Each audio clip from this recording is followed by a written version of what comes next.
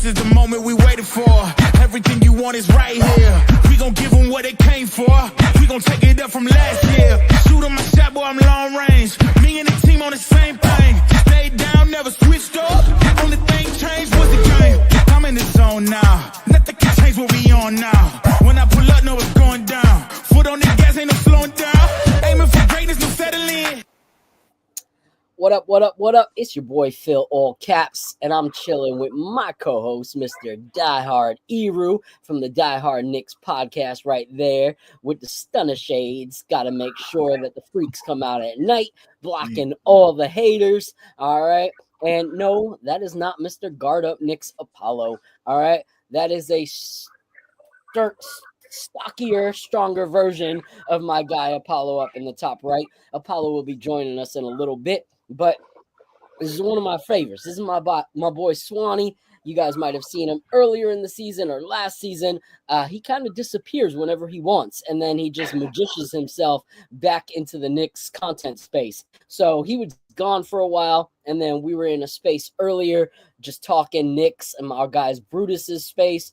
And I was like, yo, Swanee's back, and he's got that fire. He's dropping, gems that need to be heard. So I hit him up, and I said, yo, if you ain't got nothing to do, hop on the pod tonight. And he gladly joined us. So shout out to my guy Swanee. How you boys doing? I'll go with you first, Mr. Diehard Eru. I'm chilling, man. I mentioned it earlier before the show started, man. This is not stunner shades, man. I'm like going through like a whole bunch of allergies and stuff, man. I've been for guys that follow me, like for like at least like 2 weeks now. I've been rocking these shades. I can't shake whatever this is. I can't shake it. I don't know what's going on out there. It's good, bro. It's good to see Swanee, man. Swanee's one of the better personalities out there, man. Wish I could see you a little bit more out there. Hey, I appreciate you, man. I appreciate you guys having me on. Always love coming on Talk Knicks. Don't listen to what Eru talking about. That's some stunner shades, man. He just trying to give us an excuse. That's the stunner shades. It's all good, man. Well, I'm glad to be on with y'all, man. I'm excited to talk Knicks. When you got too much swag that you have to like make up sicknesses so that you can say that you're just not being fly on TV, he's like, no, I'm really just sick. Nah, bro. Like swag's just coming out of his, backside that he's got to make up some excuses and act like, it is what it is. So shout out to my guy Prezi in the building. All right. Prezi has been a nonstop supporter of the show, fellow whiskey enthusiast. And it is my guy's birthday. So shout out to my guy, Prezi.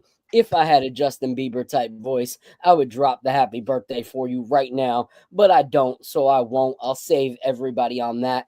And I was going to apologize to everybody for being late. But at the end of the day, if you come into a space ran by minorities and you expect it to go on time, especially after as long as we've been doing it and we're never on time, like, I'm sorry. I run on Puerto Rican time. I'm eating my dinner right now while we talk. So when you see the camera go off, that's because I'm eating. But it is what it is. We're going to talk Knicks. We got a lot to talk about.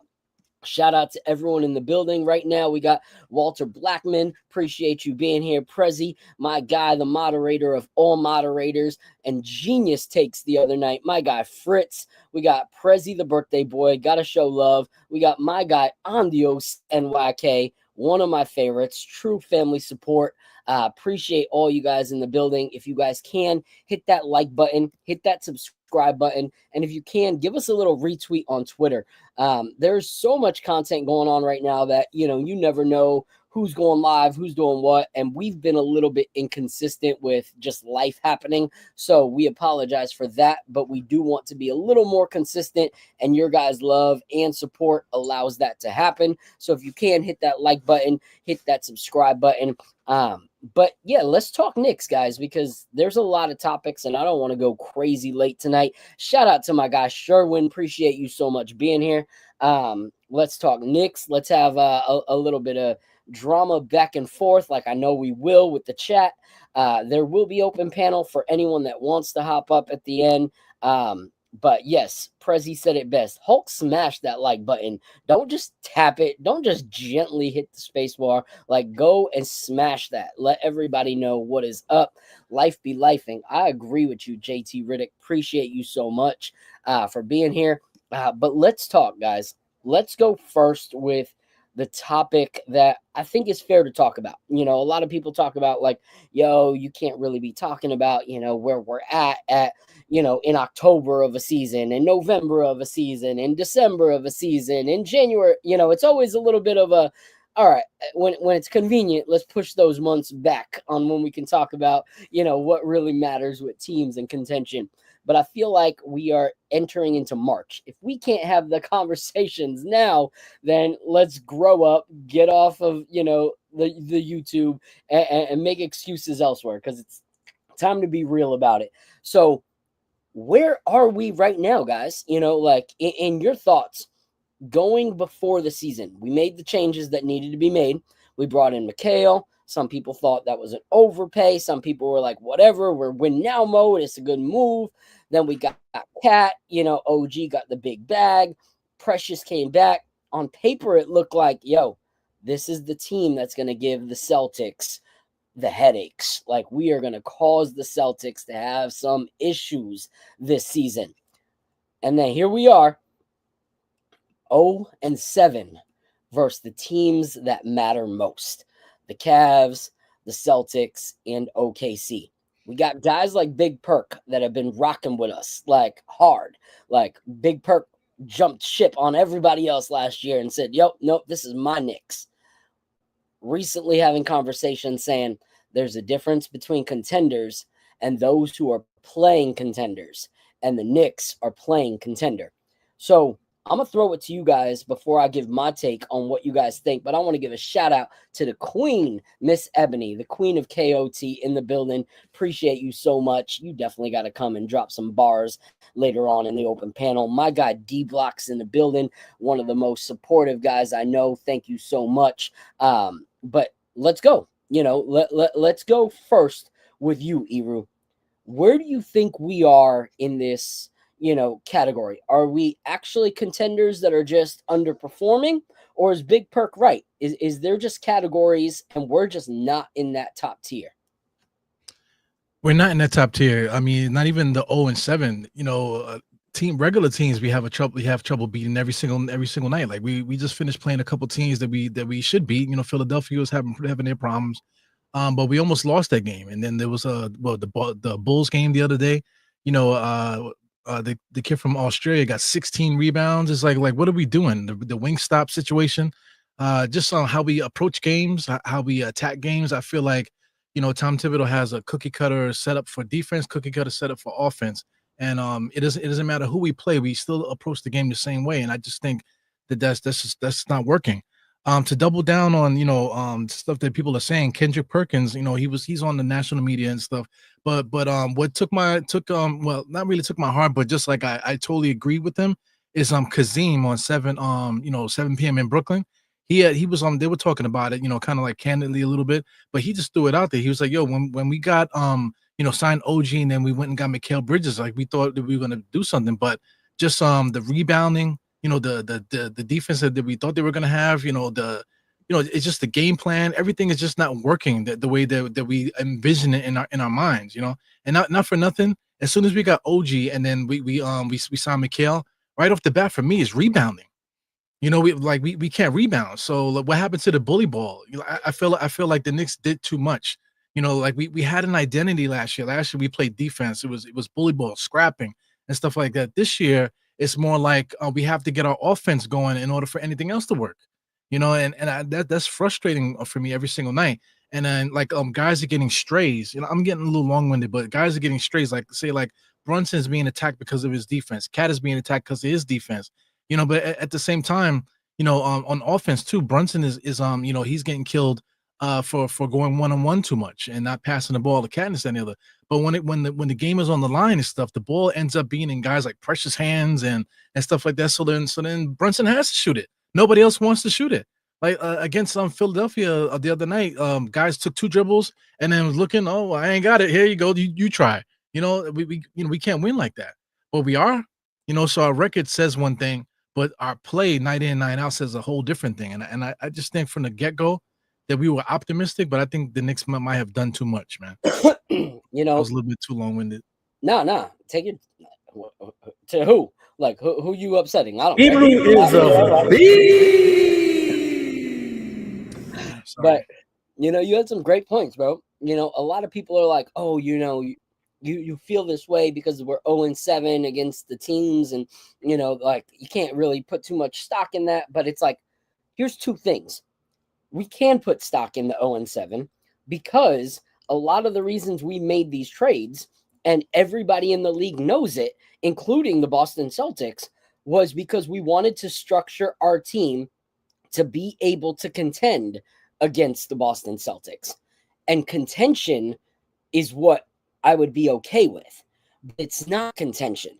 Like, it's not even close on these games. Like, the amount of points we are losing by shows that the moves that were supposed to make us that much closer to the Boston Celtics have actually set us further back, which is crazy, to see that, to go, oh, we made these changes to compete with that team, and now we're not competing with that team, but the teams that are competing with us are teams that we should be beating by a landslide. Like that Bulls game, that should have never went to overtime. Like, we couldn't hold that lead. We lost the lead yesterday. The teams like the Hawks have been a handful for us. Teams that shouldn't be the challenge for us have been a challenge. And that's a problem because we wanted to be contenders with the elite, but now it looks like we're being contenders with the middle of the pack. And that's the problem, is that's where we are actually contending. So what are your thoughts, Swanee? For me, man, a couple things. One, to start off with what Kendrick Perkins was talking about. Are we contenders or are we just, pretenders or frauds or whatever terminology you want to use? I feel like to answer that question, I feel like we're not contenders yet. I don't feel like, as we're currently constructed, we're not contenders yet, and not because of the roster construction, but because of the way in which we attack the game. I feel like when our players go out there, they do not attack the game like if they want to win. We start off lethargic. We start slow. Most of the time, we don't really get going till the second half. And that's not going to cut it when you're playing against teams that are playing for something. You know what I mean? Like a lot of the teams now that we've been talking about, right? We're talking about Boston. We're talking about OKC. We're talking about Cleveland. Those are the teams that we're talking about. Why? Because these are the teams that we assumed coming into the season that we were on the same level as. But it's going to show right now that we just aren't there yet, right? And a lot of people, I see a lot of people on the timeline, people talking about different things, right? And they're talking about, some of these games don't matter, so forth and so on. For me, they do matter. Every game matters. And here's why all of the games matter. The way in which we play leads us towards the playoffs, right? So if I'm playing lethargic, if I'm playing slow, or I don't have my lineups right, or I'm getting beat on three, and it's consistently happening throughout the season, what data do you have to show me that it's going to be magically different when we get to the playoffs, right? This is who we are. This is what we are. This is what we are as a team. So we have to take stock in that. When we look at the last 5 games, if you just look at the last 5 games that the Knicks have played, right? We beat Philly. We beat Philly by 5 points. Right, we lost to Boston. We lost to them by 13. We lost to Cleveland. Lost to Cleveland by 35. Right, we go into overtime with Chicago. Here's my issue with the overtime game with Chicago. One, it was a back-to-back. So you should have our mentality going into that game should have been different. We got a game tomorrow that we're playing against Cleveland, who is we're supposed to be on par with, right? Instead of going in, putting our foot on the gas and handling business, we play around. We end up going into overtime. That's going to affect you if you have a back-to-back. Cleveland played Brooklyn. They handled business in 4 quarters. Came in the next day, ready to play. Game before that was Atlanta. We win by 1 point. Like these are the games that I'm talking about. Like, we have to do better. And again, these, granted, I'm not saying that we're supposed to win every game. But we're at least supposed to be competitive with those top-tier teams based off the construction that we have of this roster. And also, we're supposed to handle the teams that we're supposed to handle. If we're supposed to be contenders, handle business. That's all I'm saying. Yeah, no doubt. My thing just to add on to that is that, like, at this point now, even regardless that we got new players on this team, like Tom Thibodeau's the coach, but a lot of guys have been here already, and these guys are professionals. So how come we don't have a plan of attack? How come we don't know where our shots are coming from night in and night out? At this point of the season, 57 games, 58 games, whatever it is right now. That's embarrassing. It's embarrassing, and the national media starting to take note of it. But they've been there. Oh, they can't wait to get us though. But I mean, now just the casual fan, all of us now are looking at it like, yo, what is going on here? Like at this point now, with the talent that we have, because we already know we could score 140. We already know we could do this, that, and the other. So what did we do at the trade deadline? What did we do night in and night out to figure out how to right all of our wrongs throughout the season? Right now, it seems like we're still like we don't know where it's coming from, where it's going to come from night in and night out, and that sucks, man. Because you had brought up a point earlier. I don't know if it was you or Phil, and I apologize. I don't remember who brought it up when we were talking about Jalen Brunson.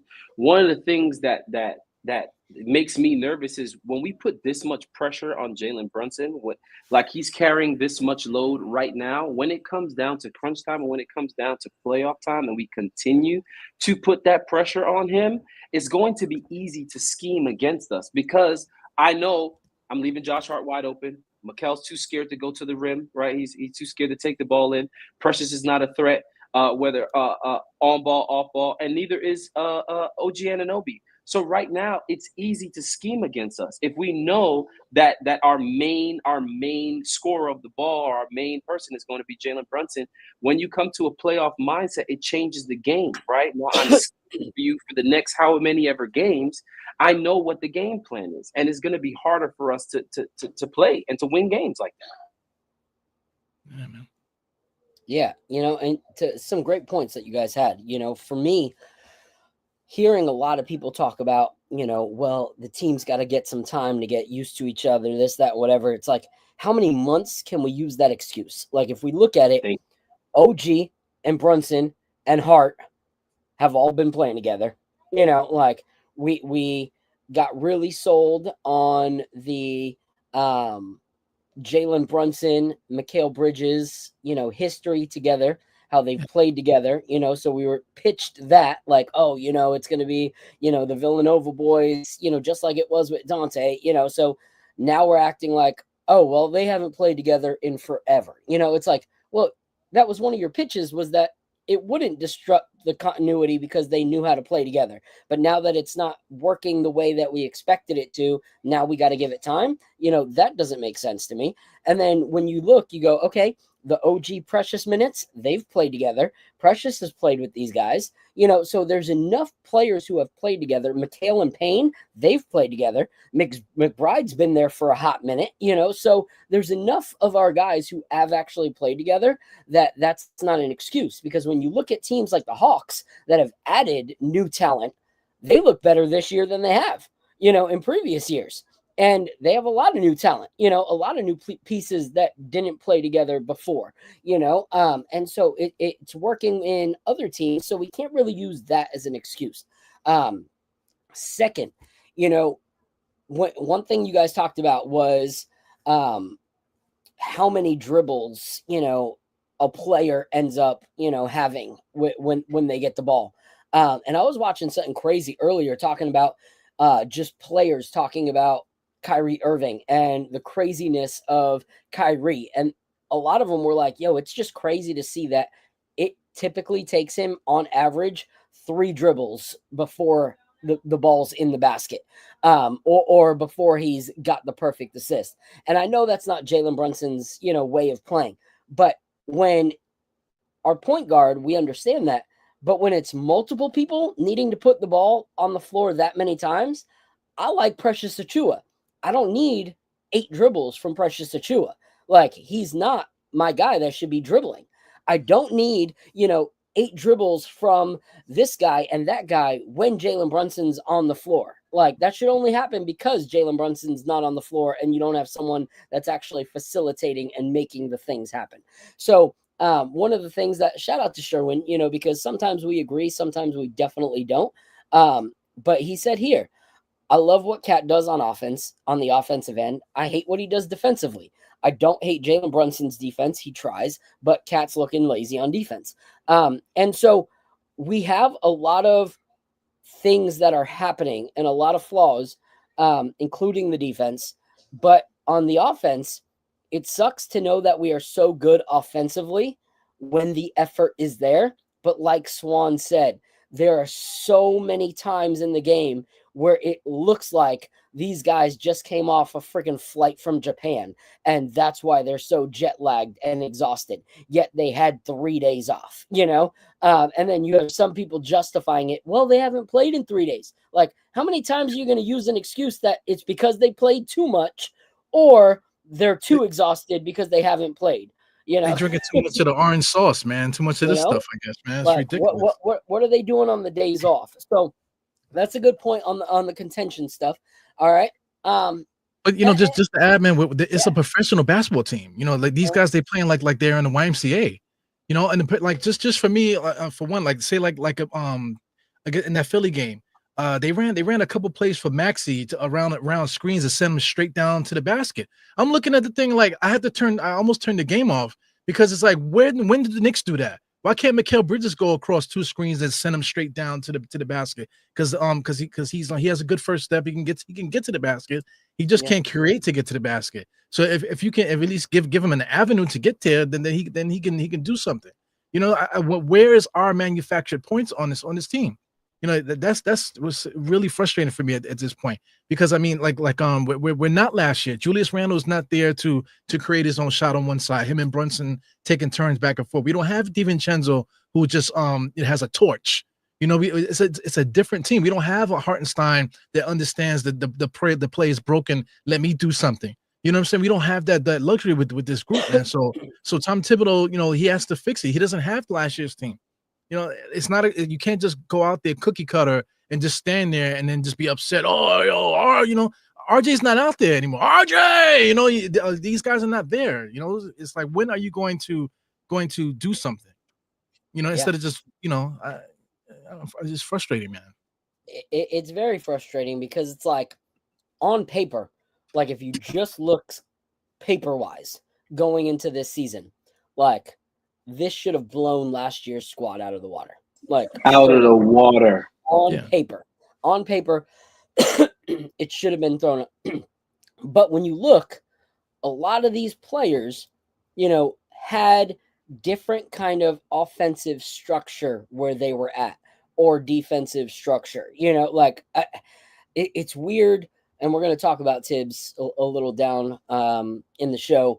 I had a great talk. If you guys didn't see the tabletop discussion that I had with Ebb, Jay Ellis, and Lee the other day, and Fritz, go to the channel, because that junk was fire, where we were all sharing our different opinions of what we think of Tom Thibodeau, and if he's the right now, the future, or the not at all coach for us.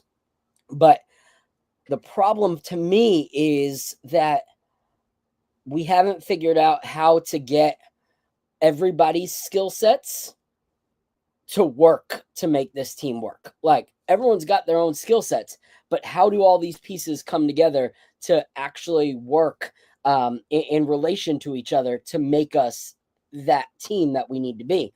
And the problem is also that these players are going in waves. Like, it's crazy.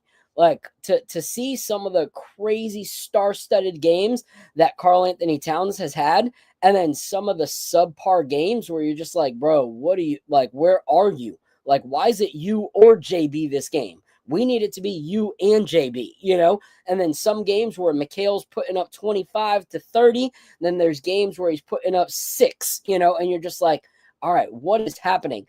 Days that the defense actually works, most days where it doesn't. Someone pointed out we're 23rd in the league in defense with a defensive mastermind coach. That's an issue. That's a huge issue. Shout out to my guy Smooth in the building. Appreciate you so much. We will be having open panel a little bit later if you're still sticking around with us. But yeah, it's weird to think that we have so many players that are so good at basketball, yet we can't find a way to make it work together. And that's crazy to me. That's crazy. It's insane. Yeah. Sometimes when you go to pickup games and you're just like, yo, that squad is going to be nasty. And then just like the random Joes just destroy them, like, okay, well, all these hype players just, couldn't connect. They're all too good to be on the same team. They've never played together, but we've been playing together. There's got to be something that's going on. Before I throw it to the next question and get y'all's opinions, I want to give a shout out to my guys at Offline Natives for this fire I Heart New York shirt that they've dropped. I love this thing, bro. Like, this is so dope. Everything that Offline Natives puts out is fire. So if you guys can, please support people that are creating dope merch within our community, not just a shop that's making money, but people that actually support the Knicks and do this on the side because they love it. So shout out to those guys. So we're going to talk about that in a little bit, Smooth, about Mitch coming back and what we think on that. And what I'm going to do is each topic we have, I'm going to bring up one or two people in the open panel if they want to come up and drop their thoughts on that specific topic. So this will be an ongoing link that I will keep in the chat for you guys to join if you want to talk about that specific topic. Right now, we're going to talk about accountability.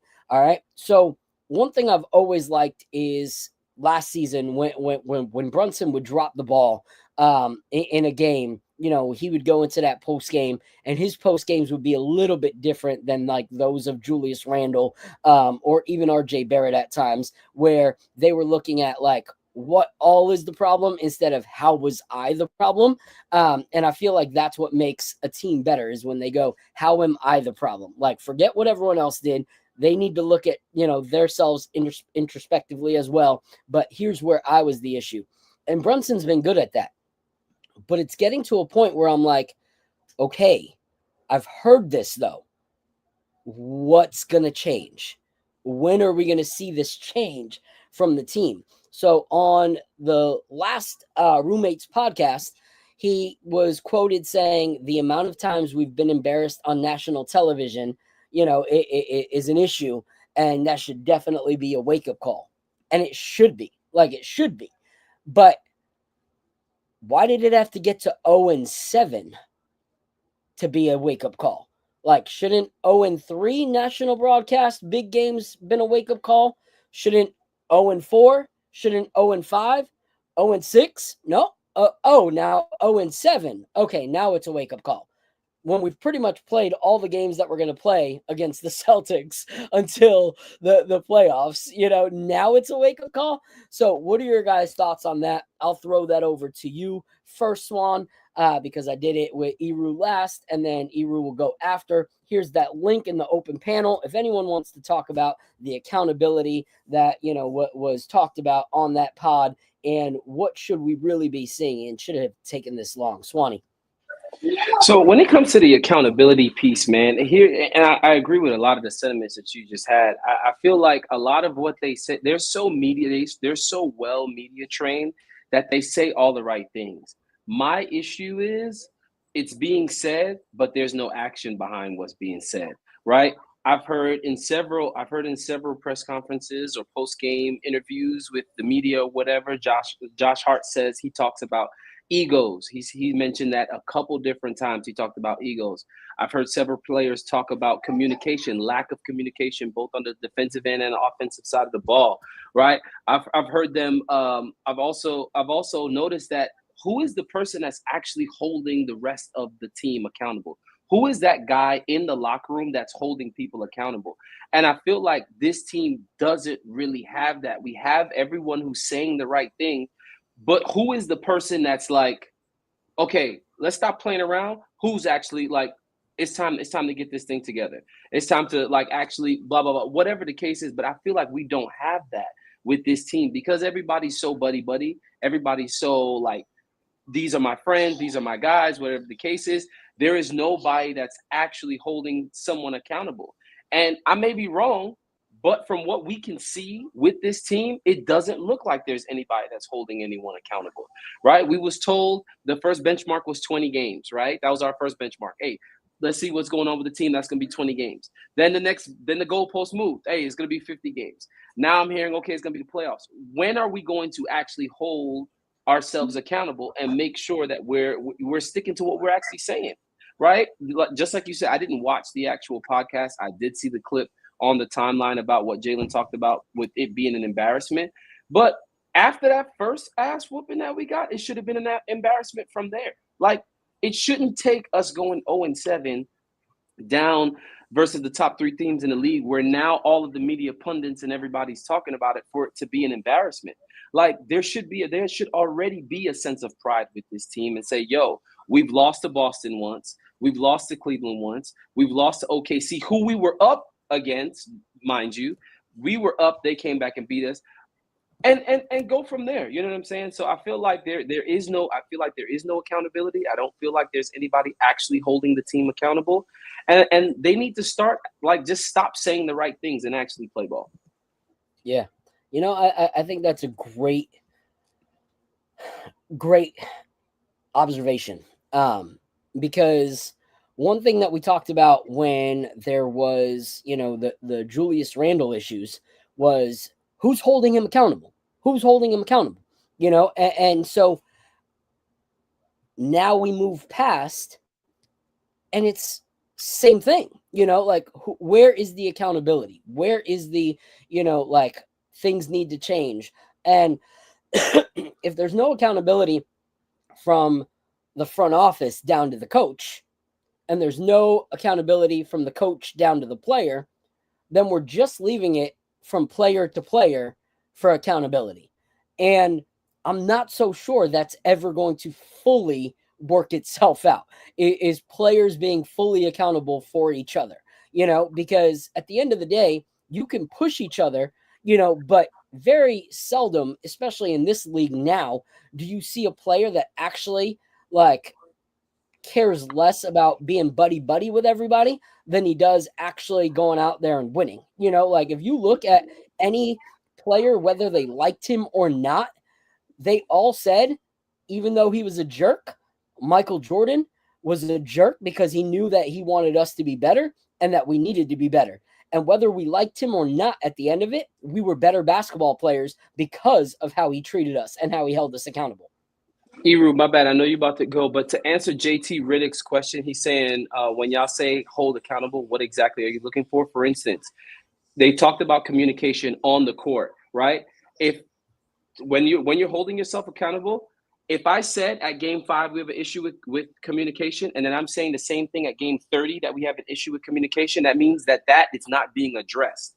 If we're saying in game 5 we have an issue with egos, and we're saying the same thing in game 30, that means those issues aren't being addressed.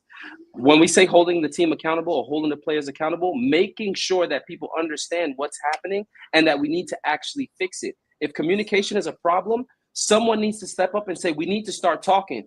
Hey, a screen's coming up. Hey, somebody's behind you, coming up on the fast break. Whatever the case is, they need to start talking. That's what we mean. Yeah. And here's the thing is, you know, I understand we don't understand and know what happens in the locker room. However, we have eyes to see what hasn't changed in a certain amount of time to where we don't have to be in the locker room. You know, like you can see, you know, when we were all growing up, you know, as we started getting into relationships, you always saw that couple that was so toxic, like, no matter what. Like, you saw the way that they talked to each other in person, you saw the way that they treated each other or, like, ignored each other, and you were always like, yo, why are they together? And here you go, you know, 8 months later, they're still together, and you're just like, yo, why are they together? You don't have to know what happens when it's just them on a date, because you're able to see what happens when it's them around everybody else. Like, you're able to see those moments where things haven't changed and the toxicity is still there. So there's enough out there to go, yo, there's an issue here. Real quick, before I throw it to my guy, Eru, I just threw that Offline Natives shirt in the chat.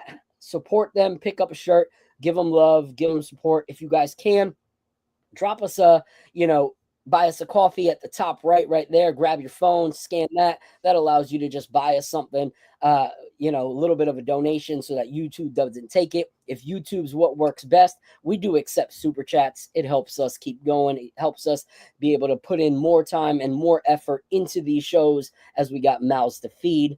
And before I go to my guy, Eru, can you drop one of those little sounds? Yeah, I need a sound machine so bad, man. All right. We got my guy Apollo back from being super dad. What up? What up? What up? Mega. Peace, peace, peace. What's going on, everybody? How you doing? Chilling, bro. Chilling. Hello, what's Feels good, like bro? What's good, feels like man? What's good? Voltron has like feels like Optimus Prime is now fully assembled. All four of us ready to rock. Here we go. So Came right in now late. My I'll hit bad. you My up. bad. We're talking about, underperforming and how Jalen Brunson and Josh Hart talked about how being on national TV, getting their butts whooped, Mhm. 7 times, should be a wake up call. My question was, does it even have to take that long? What does that look like? I'm gonna throw it to Eru real quick, and then we'll change the topic because there's not much we could talk about. I'll go to Apollo on the first one. But Eru, what are your thoughts? Well, I had to write some stuff down because you guys threw a lot of alley oops to me, man. Just the Jordan point I thought was dope, man, because like Jordan was an a-hole, whatever he was, right? But he would never ask his teammates to do something that he wouldn't do himself. He was one of the greatest scorers you ever seen, but he also was one of the best defenders you ever seen too. He was a willing passer also, and a lot of times you see him taking the big shots, but he also was not afraid to kick it to guys to give to give guys the moment as well. You know what I'm saying? Too, so that's leadership there. So I just don't think we have a leader on this team. Like Brunson is the leader as far as like he's like the representative of the team. He can handle the media really well. He handles the moment really well. He can handle his moment really well. But just when it comes to the rest of the team, I just don't think he's one of those type of leaders. But that's no here nor there. I do like the relationship thing too. Toxic relationships. I hear fans talking about the team in such a way that, oh, we got to give them time, this, that, and the other. Oh, they just started playing with each other, this, that, and the other. Blah. Oh, they could do this. Oh, you guys are complaining too much, minutes police and all this other stuff about us complaining. You should feel grateful. That's the same thing. It's like being with a beautiful woman, but meanwhile, she's having sex with everybody in the neighborhood. You know what I'm saying? So why should I be with this woman, when she's so busy sleeping with the whole neighborhood? But no, she's the most prettiest woman I ever been with, so I'm going to give it time. Like, what are you talking about? You know what I'm saying? You know where you got her from? You got her from Sasua and DR. You brought it here to America. What the hell you think was going to happen? You know what I'm saying? But no, man, stick with her. Everything is going to work out. She's the most beautiful woman I've ever been with. That's what Knicks fans are at right now when it comes. That is a great analogy. That is fantastic. There's my you guys threw the sound. alley-oop for that, though. You guys gave me the alley-oop. But as far as accountability, what's the definition? What everybody has different concepts of what that is. But all I know is that our heart left when we lost Julius, Hartenstein, DiVincenzo, and Johnny Bryant. Those were our accountability guys. If Tom Thibodeau was trying to get something across to somebody, like defense, he wanted the team to play defense. Fournier never played again. You know what I'm saying? He said, "To hell with you, Fournier." You know what I'm saying? He sabotaged the whole season because of defense that one year when we signed Fournier. You know what I'm saying? So what happened to that Tom Thibodeau? He's playing certain guys. We only have a 5-7 man rotation, but he's not giving other guys a chance to try to, it's everything is all messed up for the Knicks, man. And right now I feel like even with Mitchell Robinson coming back and maybe we might pick up some other guys in free agency and stuff, we're basically gonna be starting from day one again because we've never incorporated another backup center in here to see how it would look. We tried to get Jericho in there, but we didn't really do a good job of that because Jericho only started and he only played due to injury, and now Mitchell Robinson is coming back. So minutes restriction. How much more restriction is he going to play? He's only going to play like 10, 15 minutes anyway. You know what I'm saying? So, we never incorporated a center into the thing there. So now Mitch Robinson comes back. People talking about that he might start and all this kind of stuff right now. It's like, come on, man. Like this is basically training camp again. Because we're gonna have to change our whole the way that we play basketball when Mitch Robinson comes back. If people are thinking that he's gonna play more than 15 minutes a night, and then like if we incorporate another player in here, to get into the rotation, now you just messed everything up. Josh Hart was talking about in one of the pods that he might come off the bench too. I'm not sure. Maybe I could start with this group. He don't even know. And he's on the team, and I just think all of it is ridiculous. So like for me on my channel. Like I like to do watch-alongs. If I can't stop to do my own pod, to rant the way that I'm ranting now, I just wait and just save it for the watch-alongs, right? So I've been doing halftime to crunch time lately because, man, I'm protesting this team, man. Like we have so many holes on this roster and we did nothing to fix it. And it has not had to do with trades or anything like that. We could have fixed a lot of this stuff internally, and a lot of this stuff starts at the top with Tom Thibodeau. You know that he could have nipped a lot of this stuff in the bud. I think we have a problem rebounding. Rebounding is transfers to defense too, because if we can't guard, if we can't guard it, and at least we can get the rebound. We can't even get the rebound. You know, OG and Mikal Bridges, what they had like 3 rebounds in 2 games between the 2 players. Yo, this guy, Oubre is averaging 6 rebounds per game, a little bit more than 6. Collectively, Mikal and OG are averaging 7 rebounds per game for 2 players. You know what I'm saying? So, you know, it's asking a lot for a team, you know, to make OG play power forward, make Mikal play small forward. Then we got OG guarding point guards, and then we got Mikal guarding point guards, and then Brunson is guarding a power forward, and Deuce McBride is guarding a center. Like, it's crazy. It's like completely nonsense. You know what I'm saying? And it's putting us in the spot now, because now when we're talking about it, and it makes us look crazy that we're saying all this crazy stuff, man. But at the same time, the franchise is the one that did this to us. You know what I'm saying? They should have done something to fix this. And the accountability, like I said, starts from up top. I don't know what they think and on paper, like you were saying paper before. On paper, that's all they're looking at. They're looking at paper, but the paper is it's like freaking what are you gonna say? WIC checks and freaking welfare and stuff like that. That's what we're looking at. Yeah. Shout out to my guy Lee in the building, one of my favorites in this content game, Nick of Time Show himself. So appreciate you so much for being in the building and supporting.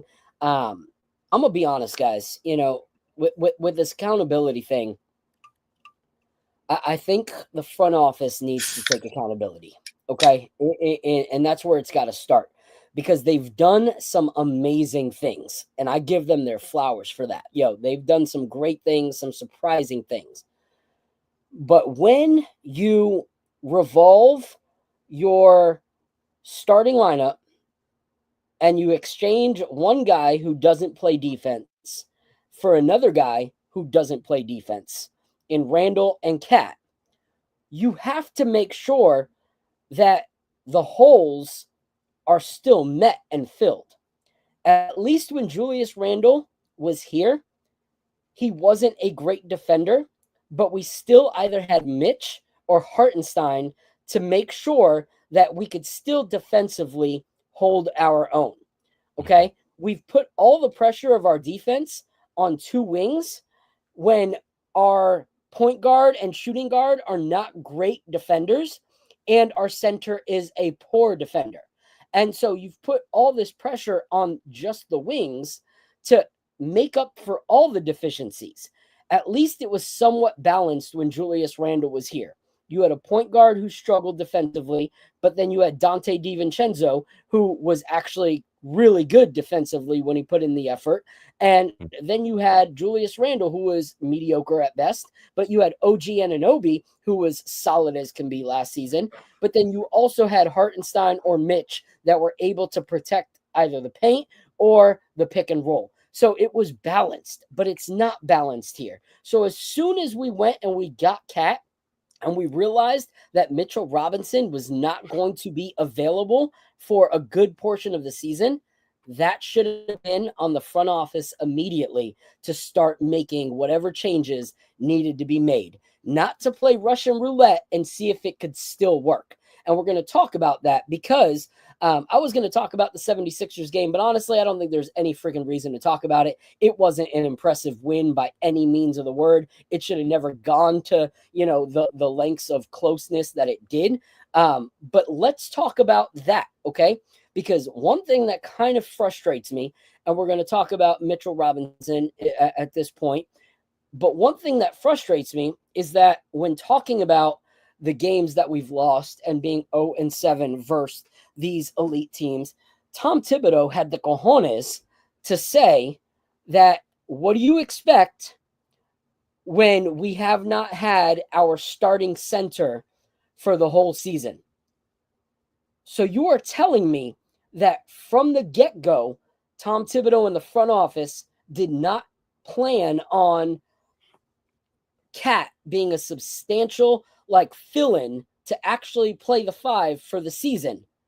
Yet they've allowed him to play the 5 as the starter for the season. When we have guys that could have played those minutes in his absence. When you have him able to partner with Jericho Sims while he was there, when you have Tom Thibodeau giving the praise to the growth of Jericho Sims, when you have Huck Porty, if you knew that this lineup was built for Carl to play and thrive at the 4, why has he been playing the 5 up until this point in the season, banking on an injured Mitchell Robinson to come back, and then it all makes sense? Should we not have been trying the method that it was supposed to be built upon earlier? Like, yes, Huck Porty is not as polished of a version of Mitchell Robinson, but we would have seen what it could look like to actually have someone playing center while Karl Anthony Towns was playing the 4. Jericho Sims, same thing when he was there. Those two could have split minutes to see if it worked at all. Because if that was the way it was supposed to be from the get-go, which is what he pretty much said in his post-game interview, then we should have been doing that from the get-go. Not going, yeah, this doesn't work. However, we're going to keep on doing it until Mitchell Robinson comes back. That is crazy talk to me, to not even go with what you have because you're just going to let a subpar product go out on the floor until Mitchell Robinson comes back. That's not how it should have been. Huck Porty should have been getting those minutes. One thing that I, had a conversation in my guy Brutus's space earlier, which is where me and Swanee were like, yo, we got to talk about this, was talking about Ariel Huck Porty. It's unfortunate now that he's got this injury. And what do you expect from a guy from going no minutes to now he's going to play all these kind of minutes? Bodies are not going to, react that great. But we've seen how quick he has grown. Like, he went from being a foul machine in the few, 15-minute games that he got to these last 3 games going, yo, he's learning. Like, he's not fouling as much. He's not doing this. It took Sims years to learn that, and yet Huck Porty couldn't get shine. Huck Porty couldn't get minutes. It was, he killed it in this game, but now we're going to give him 3 minutes in this next game. This is stuff that we should have been doing now so that when Mitchell Robinson comes back, he's only playing 20 minutes. According to Tibbs, 25 minutes to start. Well, why not have had Huck Porty already ready for those other 25 minutes? I don't understand. It doesn't make any sense to me. I feel That's exactly what I was saying, because now when he comes back, it's basically we in training camp again. Because now we're going to play a completely different way that we play all year. Exactly. Like, if that was the game plan, was a center and Karl Anthony Towns, why would we not get the starting lineup comfortable with that mentality and that gameplay already? Now we're going to wait till start of March to start playing different basketball. That's crazy to me. Yeah, we're from New York. Crazy. It's like a con job. They can't con us. We all from New York, man. We all been through. We all seen con artists, and this is exactly what it seems like. It seems like we being put through a con job right now. Yeah, it's crazy. Shout out to my guy Ally. What up? Appreciate you so much. Shout out to Glamorous Nick. Appreciate you being here. Shout out to Cardiac Knicks in the building. He said Leon way overpaid to both acquire and extend OG. We'll talk about that in a little bit. Shout out to my guy Kareem Grant in the building. Shout out to my guy Josh Smooth in the building. So shout out to David Smith with some great points in there.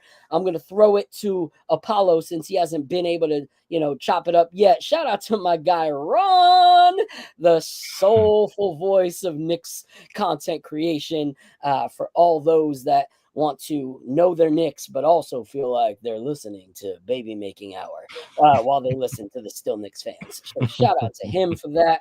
And here's the thing, Sherwin, I'll, agree with you on a lot of things so far, but saying that his defense doesn't work in today's basketball, I disagree. Watch the last 3 games that he played. I can't ruck with you on that take at all.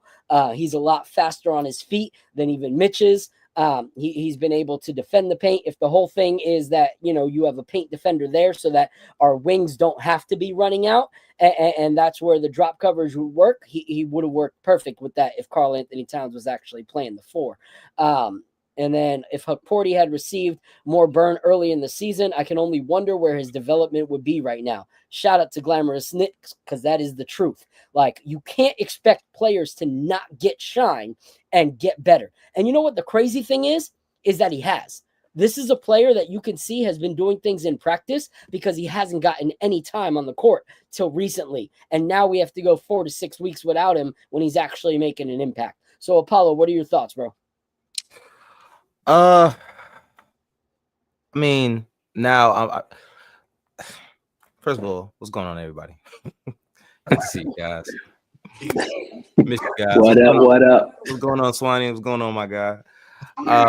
Man. So, okay. So to start the season, one of the main things that I knew was going to be an issue was depth. And now we're seeing why in multiple ways, why that is the reoccurring theme. And we just don't have the guys to we have talent. Don't get me wrong. I'm not saying we don't have a good team, because that's not what I'm saying. But there's certain roles that are just missing. You know what I mean? Like, it's like having a car. You got the really good engine, you got the wheels, but you don't have a transmission. You know what I'm saying? Like, it's just certain things that you're just missing from I mean, and that engine is that's a really good engine. You know what I'm saying? But let's be honest, where's the engine going without a transmission? You know what I'm saying? So I just think there's roles that aren't being filled on this team properly. We keep hearing Josh talk about it all the time, about egos and guys playing this and guys have to what did he say in his first game back? Effort. He kept bringing up the effort words. And when you start to hear these conversations, and I'm gonna say something that everybody probably doesn't want to hear, but you got to talk about it. When you start hearing these conversations, the first person who gets thrown under the bus usually is the coach. That's just usually what happens. I'm not asking for Tibbs to get fired. I would like to see him fix this shit, but let's be honest. Sometimes he's a little stubborn with the way he does things. You know what I'm saying? Now, I think we should get with Mitch back and hopefully with some other pieces added. I don't know what we're going to do with that last slot tomorrow or sometimes around tomorrow. But I asked that question last week. I said, not the defense in general, just the 3-point defense. That to me is the most concerning aspect of our defense because of the league that we play in. Like, everybody shoots 3-pointers.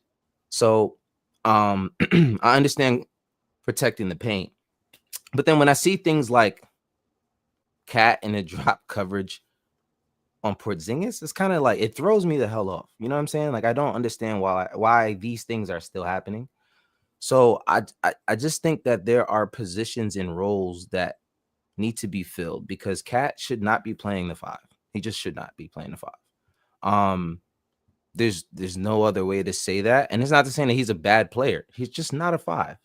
You wouldn't put Jalen Brunson at the 3. You know what I'm saying? So that's just same thing. You know what I mean?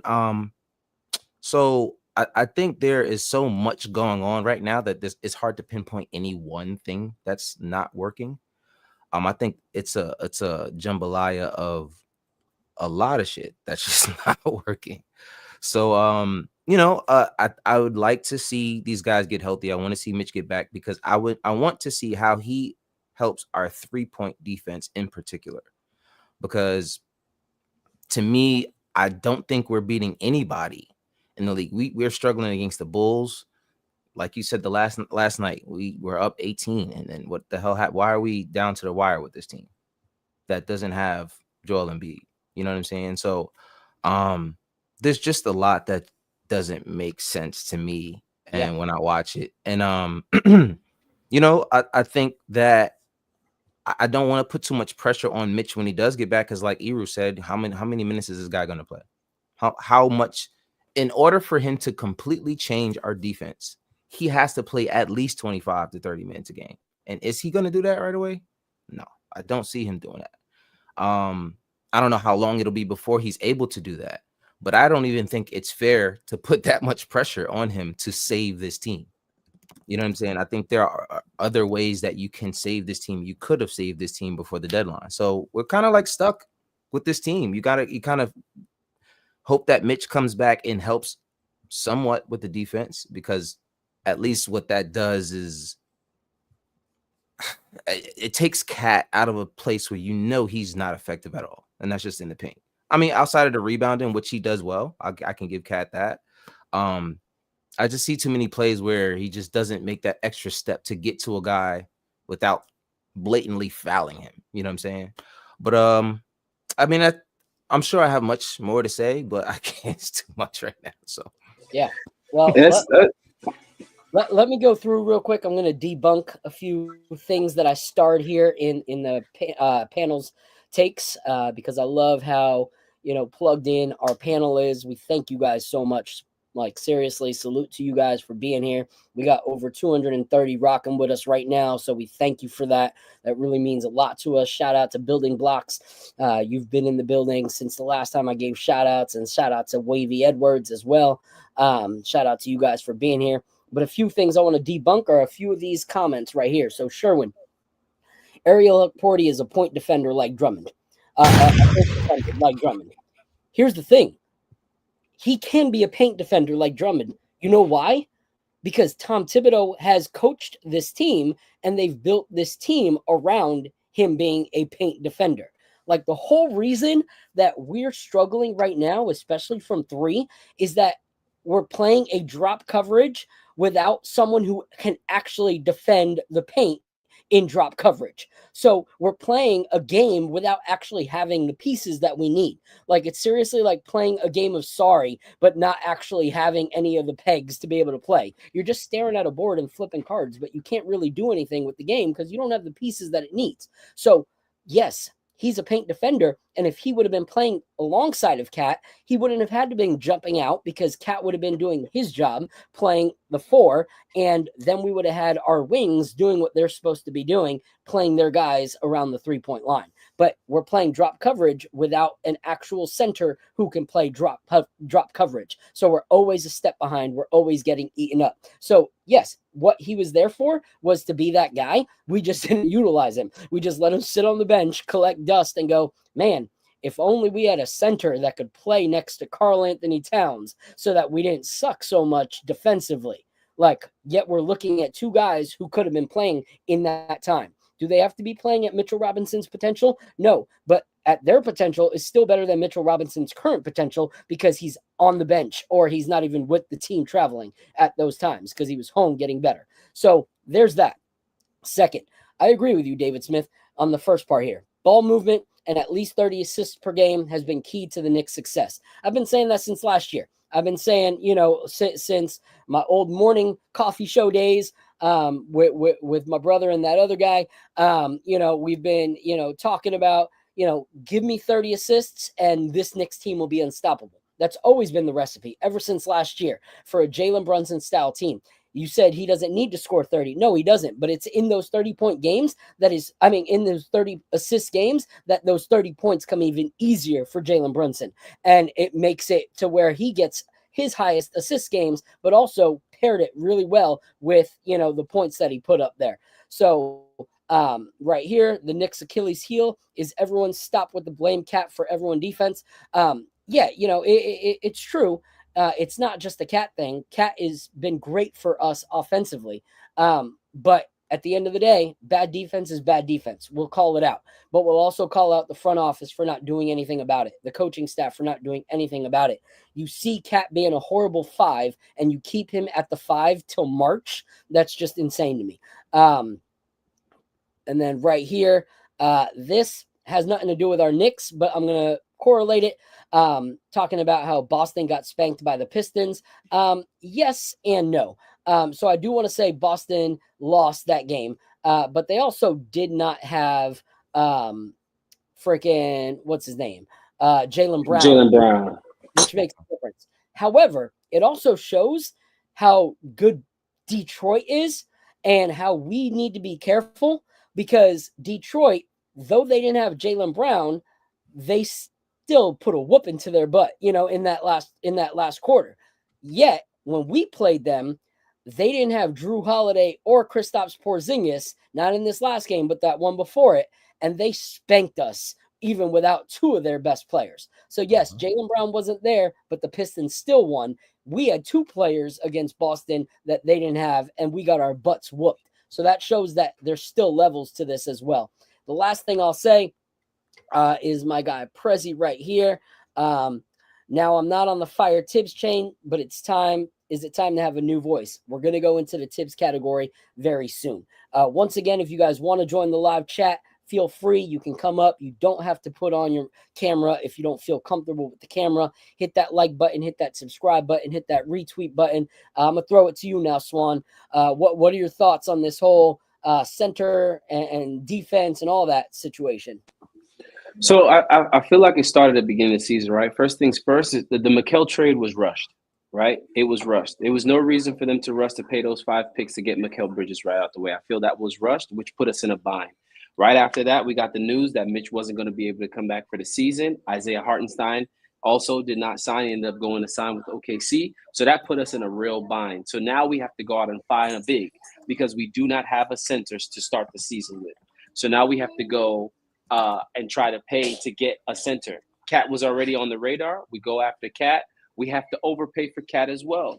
They didn't want to give up Dante DiVincenzo, which was part of our identity. Had to give up Dante DiVincenzo. Another issue that we had, Precious injured his hamstring during the preseason. So there was a lot of things that started to happen that affected the way in which we were going into the season, right? That being said, if the plan was to play 2 bigs, which is, a 5 and Cat at the 4, I do agree that we should have had either Huck Porty or Sims playing minutes along with Karl Anthony Towns all season. So that way we already know what it looks like once Mitch gets back. And Eru made a great point. Now once he gets back, it's like we starting from training camp all over again. Now we're retooling the whole team because we haven't been playing how we want to play. The next point I'll make is what we talked about was the Huck Porty, right? Huck Porty got thrown in the fire. There's a difference between how we're playing right now versus how you played at the beginning of the season. There's a sense of urgency right now. There's more connectivity with the teams right now because we're getting ready to go into the playoffs. So a lot more teams are more locked in. They're more dialed in. You put in Huck Porty, who played very little minutes in the beginning of the season, in the hottest part of the season. Some could say that maybe that is what kind of led to his injury or whatever the case is. I'm not a doctor. I can't say neither here nor there. I'm just saying that I think we did him a disservice waiting until the end of the season. Lastly, I'll talk about that analogy, man. I love the car analogy that you brought up, Apollo. It was a great analogy with the car. I feel like we have a Ferrari body, we got a Ferrari engine, and we put a Honda Civic transmission in there. We got nothing to make the car go. We got nothing to make that car go right now, right? Like we trying to drive. It looks good. It looks pretty. It might even sound a little good when you crank it up. But when it's time to actually to get off the starting blocks, bro, we in a bad spot, man. So the team wasn't put together right. We were rushed at the beginning of the season to kind of throw pieces together, and now we kind of dealing with what we have, man. So that's how I look at it. How dare you talk badly about the Knicks? You should be grateful for all the years that we played so badly. Now we're playing so good. How dare you? Was it waiting for Landry Shamet to come back from the shoulder injury? Yeah, Come on, man. Shout out to King Sipes for trying to start drama in the chat. Appreciate you. Don't know who you are, but blessings to you, brother. Shout out to my guy David Smith. Knicks fleeced Wolves in cat trade. Maybe, I don't know. I think it was an even one. I think it was kind of parallel for us. But Eru, what are your thoughts on everything with the defense, with Karl Anthony Towns? How Tibbs pretty much said that it was supposed to be him at the 4 this whole time. Well, I mentioned that earlier. I started with the training camp thing with just starting from the beginning. But I mean, we're just screwed in my opinion. We don't know where shots are coming from day in, day out. We don't know how to guard certain teams. Like we Cleveland shows up, we play them the same way that we play like the Miami Heat. The freaking the Cleveland's the Celtics coming here or just dog walking us to the 3-point line and just launching threes on us, and we're playing them as if we're playing the Orlando Magic that don't shoot threes. So we're just completely confused out there, and it's frustrating from our point because let's say if we were just casual Knicks fans, we just love the team and we're watching it, we would just be like, wow, the Knicks are 38-20. We could win 55 games this year. You know what I'm saying? And we'll be excited about that. I can't wait to spend my $300 to go to the Knicks game and stuff like that if we were casuals, but we're not casuals. We watch these games night in, night out. We're psychos. We're all psychos. So we're looking at it from a different perspective, man. It's it's a place of frustration though. Like it's crazy. Like, you know, I always talking bad about my wife and my kids and stuff. You know, but it's the same thing. It's like you can't expect your son to grow up to become a lawyer or the president of the United States if he can't you know, barely tie his shoes or cross the street, or he's still peeing in the bed and all kind of stuff. Like you're worried about what's going on. You can't just say like, oh, but the potential. Nah, man, this guy is I got to get him into trade school or something. You know, make him take the sanitation test or something. That's where we at right now with this, because we're in the thick every single day watching these Knicks. So that's my thoughts. Yeah, I appreciate that. All right. So let's look at the next topic. All right. So Porty out now 4 to 6 weeks. That's unfortunate. To see a player starting to, you know, come into, you know, their own and be like, yo, this is good. Now with Mitch out, you know, they could swap, you know, this, that, whatever. We're going to be fully healthy. And boom, you know, before Mitch can make his return, Porty's gone. Very, very unfortunate. Apparently tomorrow will be what people are expecting, the return of Mitchell Robinson coming in tomorrow's game. Now it says Josh Hart is possibly out again with the knee again, which is starting to concern me even more, because this is something that he said he would look into more, you know, and see what he has to do for it in the offseason. And now, you know, after being back, one game, he's questionable again, you know, with that same knee. So that's starting to worry me going into the playoffs, especially where people are like, Tibbs is probably going to even shorten the rotation even more, and these guys are going to have to play more. Well, you got guys that are, you know, unable to with multiple knee and leg injuries. So what are your guys' thoughts on this tomorrow? You know, like Mitchell Robinson's return. Let's open that conversation right now. If Ebony's in the building, she's more than welcome to join. I know her stance. I think most people do, but I know she loves talking about it. So that floor is completely open for Eb if she's in the building. But what are your guys' thoughts on this upcoming return of Mitchell Robinson? What are your expectations? What are your hopes? Do you think that we've put too much in that basket of expecting it all to make sense once he gets here? Because this is what I'll say before I throw it to everybody.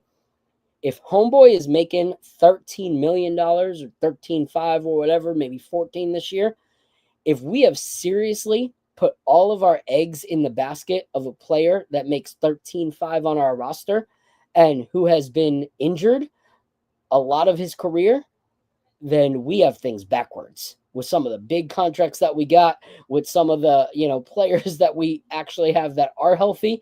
If we are banking on a 13.5, 14 mil a year player who has, you know, consistent leg injuries, then this roster is constructed crazy, and the front office needs to be checked if that's what we're riding everything on. So what are your thoughts, Iru?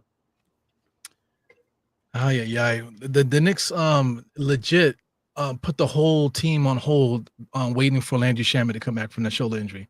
We legit, he got hurt in preseason, and we had guys like T.J. Warren or whatever that we could have added to the roster. There was different moves out there that we could have made. Our guy, Dory Finney-Smith, we could have picked him up. You know, he was available because he's on the Lakers right now. He was available. There was moves that we could have made, but in the beginning of the season to fill these holes in, but we chose to hold everything for Shamet. You know what I'm saying? So I think the Knicks really are waiting for Mitchell Robinson to come back and come in and fill in whatever holes that they expected. You know, and that's frustrating. The thing what I keep saying is that they're doing it right in our face, and we're just supposed to just eat it up and whatever. You know, so. I mean, you know, there's been teams out there that have won 60 games during the season, you know, and were entertaining and stuff like that. But you knew when the playoffs started, they would be out of here. Shout out to Melo in Denver, second round knockout every year. The Clippers and stuff, they were exciting, but you knew in the playoffs they were going to get knocked out. This is where we are right now. We're a team that we can score, we can do a lot of good things and stuff, man. But you know, I'm just looking at this team as this. We're just destined to just be looking at the off season, you know. So you know. Rather than keep going down that thing, because it's becoming that now for me personally, but like we're just gonna have to think of it like that. Mitch Robinson is gonna come back. Is he gonna help the team? Yes. You know what I'm saying? But we're expecting a guy that that like if he I don't know, man. If he takes a dump and stands up too fast, he's gonna be out for the season. You know what I'm saying? So I just we can't what more can you say about that, man? I'll just chuck it off to whoever else. Yeah. All right. Swanee, what are your thoughts? So I got a couple thoughts, man. First, I'm going to address the Mitchell Robinson piece of it. So here's the first thing with Mitchell Robinson coming back. We got to right size our expectations, y'all. Mitchell Robinson's coming back. He is going to be on a minutes restriction when he gets back, which means he's going to be playing a limited amount of time during the game, right? So we can't just think that Mitchell Robinson is going to come back and solve all of our problems right away. He's going to have to get acclimated to game speed. Yes, he's been practicing with 5-on-5, but he has not been practice as much as you want to simulate game speed. Practice can never simulate game speed. It just no matter how much you try, you can do scrimmages, whatever. It does not simulate game speed, right? So he has to get back in shape, and we know that based off of history, notoriously, Mitchell Robinson kind of takes a little time before he gets back into the groove of things. So we have to right size our expectations. Once he does get back into form and is able to stay healthy, I do think that he's going to help us defensively. On the offensive and defensive glass, he's definitely going to be a presence, as well as he makes us stronger defensively. That drop coverage that Tom Thibodeau likes to run will be more effective now because you have an actual rim protector there to protect the actual rim. So there's a lot of positives that can come with Mitchell Robinson coming back, but we have to right size these expectations. A couple of the things that you touched upon, and I'm going to make them real quick. Josh Hart's injury concerns me because, again, of the timing at which these injuries are starting to occur. It's the tail end of the season as we're getting towards the playoffs. These are injuries that are not going to just go away in a few days, right? Even if he rests for a couple weeks, once he gets back, once he starts to run again and jump again, it's going to start to hurt and it's going to irritate some more, right? OG Anunoby, the last two games, I watched OG Anunoby carefully the last two games. One, he grabbed his foot in the first game back. The second game that he played, he grabbed his ankle. I'm not liking what I'm seeing from OG Anunoby. He's looking we already know he's kind of a robot man when he moves. I don't like how he's moving. Obviously, he just came back from injury, but he looks like he is in pain as he is moving. Cat's knee issue is starting to concern me as well because him going back in that Boston game was unnecessary. The game was already lost. There was no reason for him to go back into that game. And as the coach, you are supposed to protect these players. If the goal is to eventually win the championship or to get further in the playoffs, then don't waste time with a game that's already lost. Pull them, let them sit down, and let's move on to the next game. Yeah. No, that's a great take. All of those injuries are concerning going into the postseason. That's just crazy. Before I throw it to, I believe who hasn't given a take yet? Apollo. Yeah. Before I give it to Apollo, we do have some people from the open panel that are joining us. We got my guy Keith Watkins in the building, and my guy Fritz. What up? What up? What up? All right, boys. Hey, so I'll throw it to Mr. Keith Watkins first, respect of my elders. So I appreciate you, Mr. Watkins. What are your thoughts with this whole Mitchell Robinson, coming back? Like, yes, I'm excited, but I feel like some people are just like thinking Michael Jordan's coming out for the New York Knicks in this last half of the season, like last month of the season. What are your thoughts?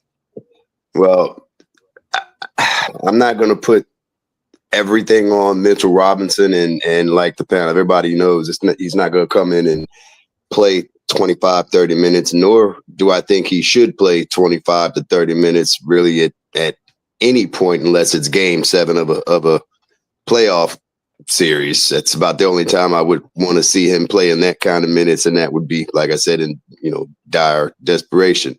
But there was a comment made earlier, Eru. You made a comment about your feelings that we kind of let things slide by and didn't do anything to replace Shamet. We only had $500,000 under the apron, so there wasn't a whole lot of moves that we could have made. I see your point. That it may have seemed like we didn't do anything to replace it. And I'm not even going to argue about not playing some of the younger guys a little bit more anymore. I said my piece on that before, maybe not on this show. I don't believe so. But, I think the month of December, if we were going to play them, that would have been the month, because that was the month that we played pretty much organized scrimmages the entire month of December. So if we were going to play them, that would have been the time to actually get them in there and get some meaningful time. But on the other hand, they were also trying to get some continuity with the starting five. So, it's hindsight's 2020 on everything. So I'm not going to disagree about having the younger guys or anybody, Huck Porty or anyone, play any more minutes. But there wasn't a whole lot of moves that could be made outside of the players that we already had internally. I don't know that there was very many players available that we could have gotten without getting rid of anybody that was of any real importance to our team, as far as bringing in a player to replace the role of Shaman, who in essence is our 9th and 10th man. So 500 under the salary cap, using that or doing something with it to put us over the second apron to bring in essentially the 9th man on the roster. I could give you more of a understanding on us not bringing someone in from somebody off the bench that we already have and getting them more time. But I don't think that move was available. And I think Mitch is going to solve a lot of our problems. I'm not saying he's going to be the savior. I don't think we go into a top 2, top 5 defense just with Mitch on there. But I do think Mitch being in there and playing, in stints at certain periods, we don't have to be a great defensive team. We just have to be a great situational defensive team. We have to be able to get the stop when we need it, which is what we're having we're very inconsistent with this season. We don't have to be a top 5 defense, although it'd be great if we could. We don't have to be a top 5 defense. We just need to be able to get a stop when we need to stop momentum, to stop having Tibbs to have to call 3 timeouts in the first 8 minutes of a quarter because we can't get the second unit off the damn court. So, sorry, that's my rant. I apologize. Great show, guys. Keep it up. I'm a mute now and just listen. Timely stops is key. Timely stops is key. Mm-hmm. Mm-hmm. And here's one thing I will say about Mitchell Robinson is the timely stops are key, but also the timely offensive rebounds. Those are also going to be key, because yes, we are good offensively, but we go through like we did yesterday in that third quarter where we couldn't score anything, and we weren't getting rebounds. So there was no second chance opportunities for those rebounds. So getting that is also going to be a help. I'll throw it to Fritz, and then we'll throw it to Mr. Keith. To Mr. Apollo. What are your thoughts, Fritz? I didn't catch the whole conversation, but I do think maybe the best defense is better offense. I think with the offensive rebounds, you're going to get less rebounds that turn into transition for the other team. So I think that's been an issue with the Knicks transition. We didn't see all of this last year. With the offensive rebounds, it affects how the other teams defend us. They're not leaking out like they are this season. So I think it's going to affect it in a few ways. Mitch's numbers are nothing special.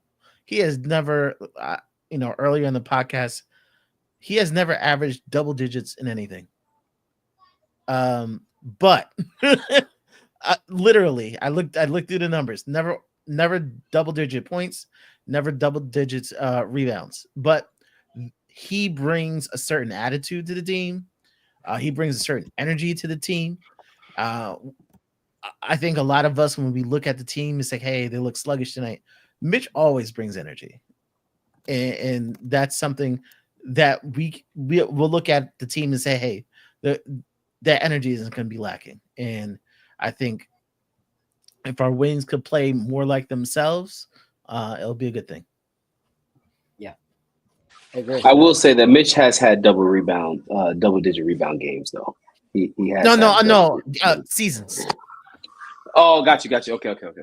Hell, he never barely averaged plays double enough digits. games to He qualify, said does he? he said games. So I just wanted to make sure. My bad. Fix that real quick. Keith had a good Keith had a good point when he said he barely plays enough games to qualify for it. Facts.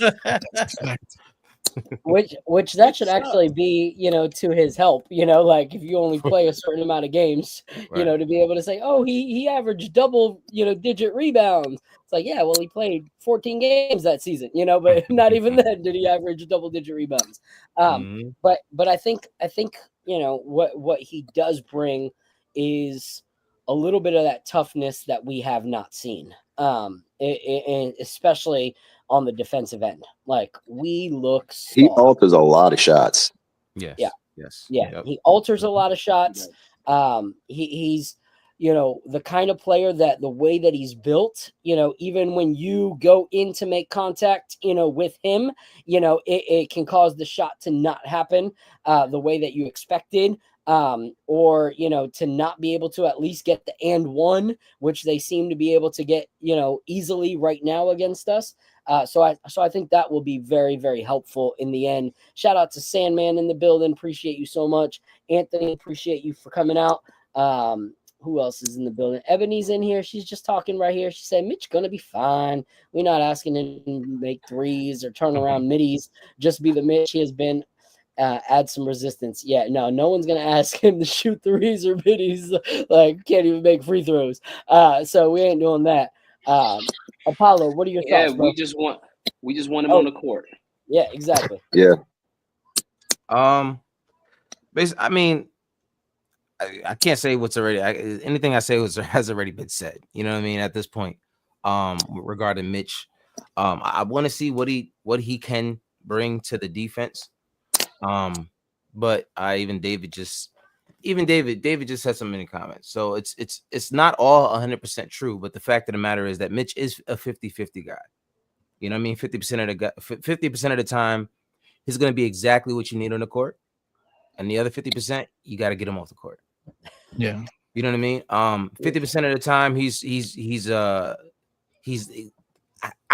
there's so many things that you like. I wish I could have Mitch in the game a lot more often, but the fact that he can't create a shot for himself sometimes makes him unplayable in certain situations. We're not going to go to any offense.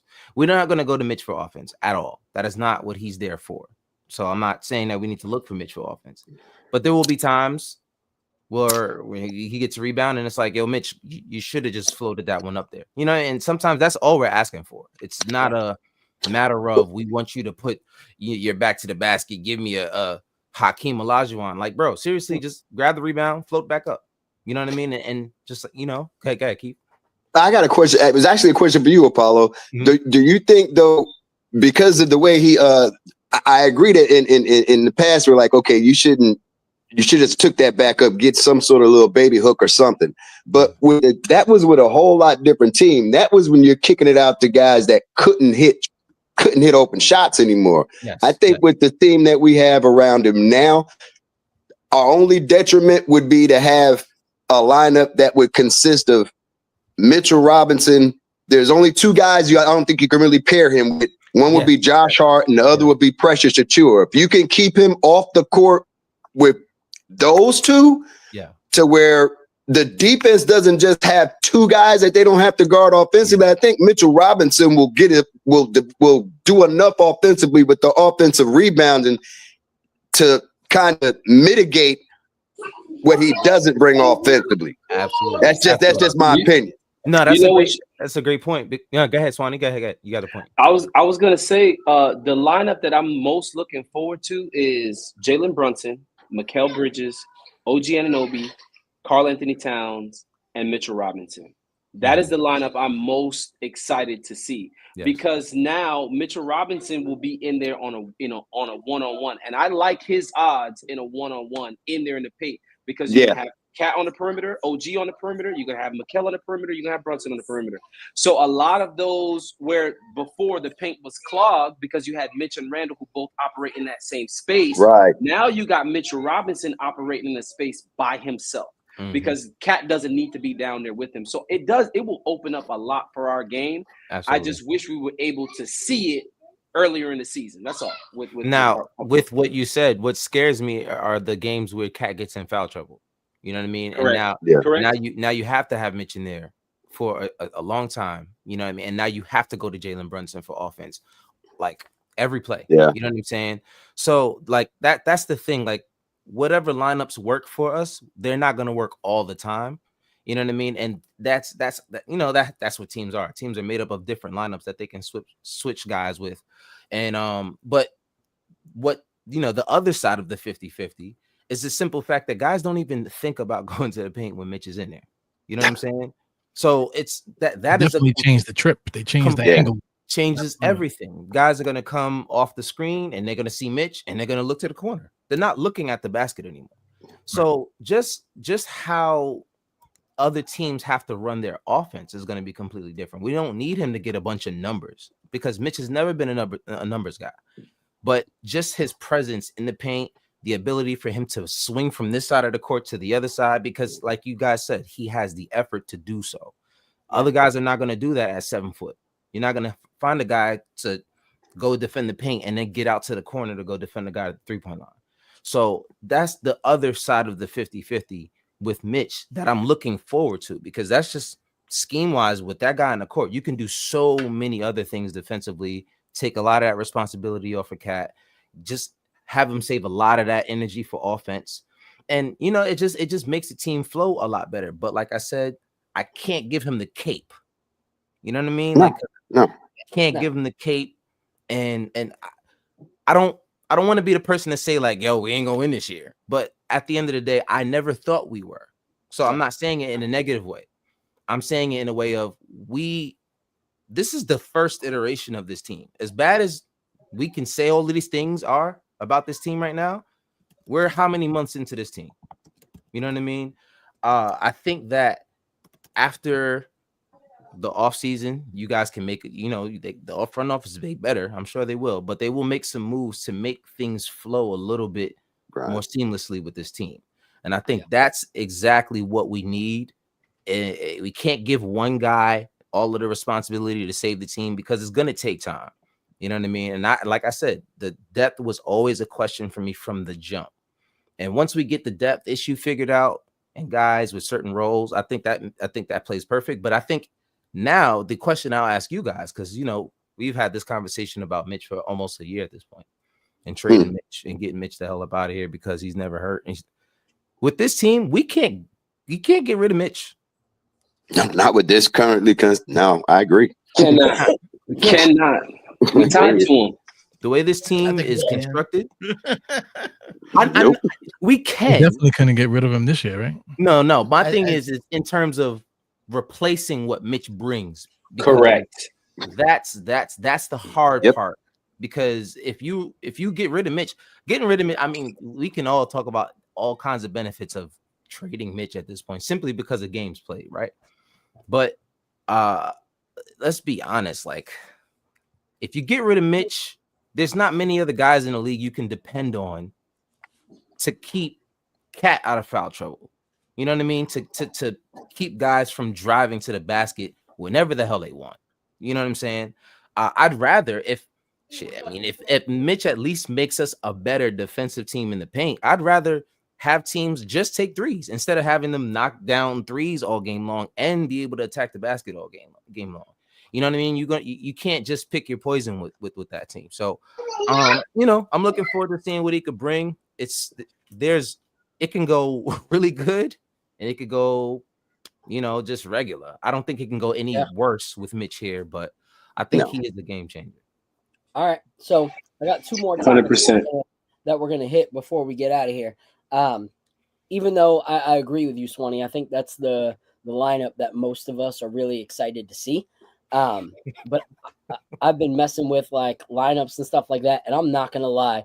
There's a lineup that if we just need to lock down defense, I would love to see a few minutes of this lineup because I feel like you have to be the best of the best to be able to score against this lineup. If you someone hear something? That was weird. You good. Okay. I would love to see a Jalen lineup. Like, obviously, you got to have Jalen in there because we got to get scoring somewhere. But Jalen, McBride, Mikhail, OG, and Mitch. Like, you have to be dang good offensively to be able to score on that lineup. Like, to me, you're putting a lot of the scoring in the hands of, McBride and Jalen, but you also, have OG and Mikhail that can hit from the corners. But defensively, the only one who's the only one who's a liability is Jalen Brunson. But when you have those four around him, like, I don't know many people that are going to be able to score. That's going to give any, scorer some fits, is having those four, that even in a pick set for you, who's coming? Another defender that can lock you down, so it's just you're trading one elite defender for another in that lineup. So I would like to see some minutes like that when we need lockdown defense. That's the Iron Curtain, man. But I'm gonna push back on the Jalen Brunson not being a good defender. He's number 3 in the league with drawing charges. People don't like going towards Jalen Brunson because that man does know how to set a charge. Yes, he may not be the fastest, but he does have very good instincts. He knows how players move, and he's able to play solid defense. I would love to see that defensive lineup as well. Yeah, that would be awesome. All right, so I'm not going to even give my thoughts on this next topic. We're just going to kick it around. Fritz was already part of a conversation with me in this one. What does this mean for us when it comes to Tom Thibodeau? Where are you guys at? I know some people are on the get rid of Tibbs now. Some people are on the, let it ride till the end of the season, see where it goes. Some people are like, I don't care where it goes. Tibbs' time is up. Let's get it going.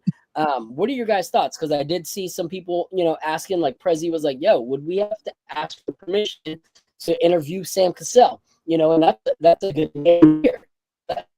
That's a name that is, assistant coaching right now, a winning team that has been able to see what winning looks like, someone that's got NBA experience. So what are your guys' thoughts? For me, I'm not going to, fire him this season. I think that's crazy talk this far in the season to let a coach go and think that it's going to lead to something great. I feel like it just throws the towel in for the rest of the season. But for me, it doesn't matter to me. Like, if it's Eastern Conference, if it's second round, I personally feel like Tibbs is at his Mark Jackson stage, where I appreciate and I'm so thankful for all that he's done. But I feel like there's a certain point where you just can't get him past the hump of modern day NBA. And I think that's going to continue to be the case. So I personally would love to see Tibbs get promoted to the front office this summer, work for the Knicks, have that same, winning mentality mindset that he has, and then have him replaced by next season. So that's my thoughts. I'm going to kick it around the round table. I'll go first with my guy, Keith Watkins. I think Tibbs may end up being like Mark Jackson. It gets the team to a certain point, and then somebody probably younger with a different type of mindset towards the game might be the one to get us past the finish line. I hope I'm wrong with it, but I just have a feeling that's more than likely what's going to happen. I don't know that it happens at the end of this season, though, because he just signed that new extension. I didn't expect him to do anything after this new contract anyway because of his age. So he's done enough for the Knicks to be able to leave gracefully, not get kind of booted mid-season or anything like that. So if there isn't any change like that this offseason, I don't see it being one next season either. And if it doesn't happen next season, then yeah, there'll probably be our Steve Kerr in 2025, 26. Yeah. So I agree with you on, the extension and stuff like that. My only question is, when we made all the changes that we made this year, and it was, pretty much known that we made those changes because we wanted to be neck and neck. If we get a second round exit, do you think that the front office and Tibbs mindset changes at all? Like, it depends on who we lose and how we lose. If we can lose to Cleveland or Boston, we can lose to either one of them teams, and that won't necessarily have Tibbs on the hot seat. Those are the only two teams in the East that I believe we could lose to and Tibbs not be on the hot seat. And if we lose to Cleveland or Boston the way we've lost the first, 5 games to Cleveland and Boston, then yeah, he will. I still don't think he'll get fired, but the seat will be extremely hot for him to start the season next year if we're not competitive against Cleveland and Boston. If we go out and we lose in 6 games to Cleveland or Boston by an average of 6 points in the loss, shit, no. He's actually probably gonna get all the praise and backing in the world from the front office. If we go out there and lose every game by 20 or lose to Detroit in 6 in the first round, the seat's hot. Yeah. That's kind of my thoughts, is like how we lose. Like you can't go like we did against Boston and Cleveland and be losing by 20-30 in the playoffs, especially after selling a narrative that all we needed back was Mitchell Robinson to complete what we, were supposed to be from the get-go, and then get blown out still be able to be like, oh, things are comfy, cozy. And to me, I think that maybe the front office doesn't move their hand, but maybe it makes Tom Thibodeau go, I'd rather go out without, an asterisk of, hate around my name and disappointment, and bow out now while our team was still good, instead of going into another season and having to prove myself while I'm on the hot seat. And then if I fall short, I have to get eliminated, from my spot. And let's not forget how much power Jalen Brunson actually has too. Yeah. Let's not forget that. Right now, I mean, nothing's going to move, especially any major moves. None of that's going to happen without Jalen Brunson signing off on it. And Leon Rose is not just his, the player. It's his godfather. Yeah. It's his literal godfather. So nothing's going to happen big or major on that team, especially not as it relates to a coaching change, without Jalen Brunson signing off on it. Yeah. All right. Before I go to the next person, disagree with that one, but all right. I'll go to you in a second. Before I go to the next person, this is a whiskey and basketball show. I haven't talked about whiskey at all. So here we go. Real quick. This right here. Shout out to my guys at Penelope. This is their newest release. It's called the Havana. Yo, honestly, if you are a pro whiskey drinker or a novice whiskey drinker, this is a release that you want on your shelf. It's absolutely delicious. So this one right here, they just dropped this. This is a straight bourbon whiskey, but it's finished in maple syrup casks and rum barrels. So you get straight up like everything you love about island vibes type drinks inside of a smooth drinking whiskey. Like this is something that, like, for me, get me like 4 or 5 of these on my shelf just in case, because it's a limited release and I don't want it to end. So check it out if you guys can. It's called Penelope and it's called the Havana. I think they're going for like 85 at stores if you can find them. These are one of those limited, so that like if you can't find it at your store, unfortunately, it's because people have bought them up and selling them for like $220 on the secondary market. But definitely worth it at 85 to 90. So shout out to the crew at Penelope. Fritz, I knew you were going to say something, so I'll let you spit.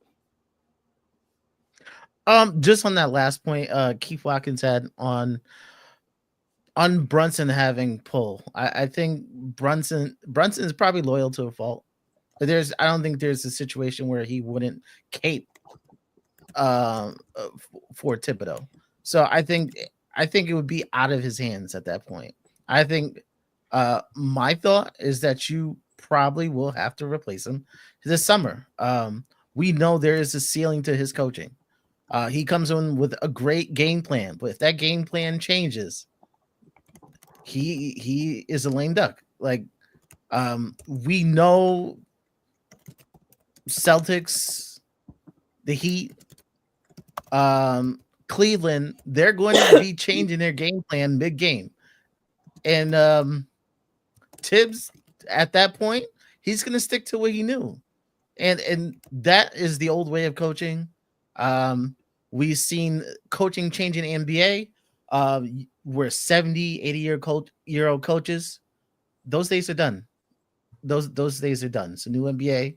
It's a new game plan. He's had 5 seasons, which is the exact amount he had at his longest stint. He was always supposed to be the starter coach.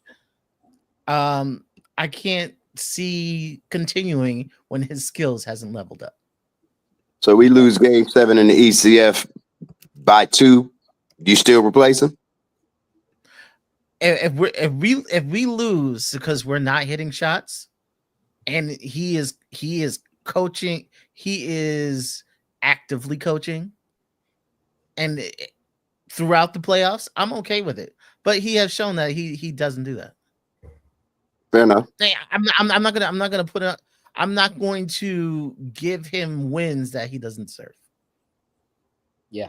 And this is where I agree with Fritz. You know, I said I don't care if we get out the first round or get eliminated in the ECF, because from what I've seen up until this point, and what I've seen his whole career, is if we win those games, seldom do we say it was because of the game plan throughout the whole game and the versatility and the changes that we made and the schemes that we've made. You look at most games and it's thank God for Jalen Brunson. All I can say is thank God for Jalen Brunson. I saw something hilarious that said, hey, I just read Tibbs's game plan, and it said, give it to Jalen Brunson, you know, like, and pray, give it to Jalen, you know, like, so for me, if it would take a miracle, I believe, like, let's say we lost that game 2 in the ECF, game 7 ECF by 2 points. Mm-hmm. I think it would take a miracle for me to go, man, it was on the team, because Tibbs did everything that, you know, he could have done as a coach. Like, I believe, like, Tibbs is the reason that we were even in that game. I've never had those words really come out of my mouth in my time of him being the coach. It's always been, man, I thank God for Josh Hart's effort on those last 5 plays, or we would have lost that game. I thank God for that McHale 3, because otherwise we would have lost that game. Like, it's never a thankful for Tom Thibodeau's, you know, whatever he did coaching wise that made us win that game. So I think that would take a miracle. So either way, for me, I would move on. I'd like to see it be, you know, more so a, you know, going out on a high than a Muhammad Ali moment, like that he stays in the ring even longer, and next season just shows even more of his flaws as other teams continue to develop and we continue to fall short. What are your thoughts, Eru? Tom Thibodeau is 67 years old. You know what I'm saying? He's been coaching for 5 years already.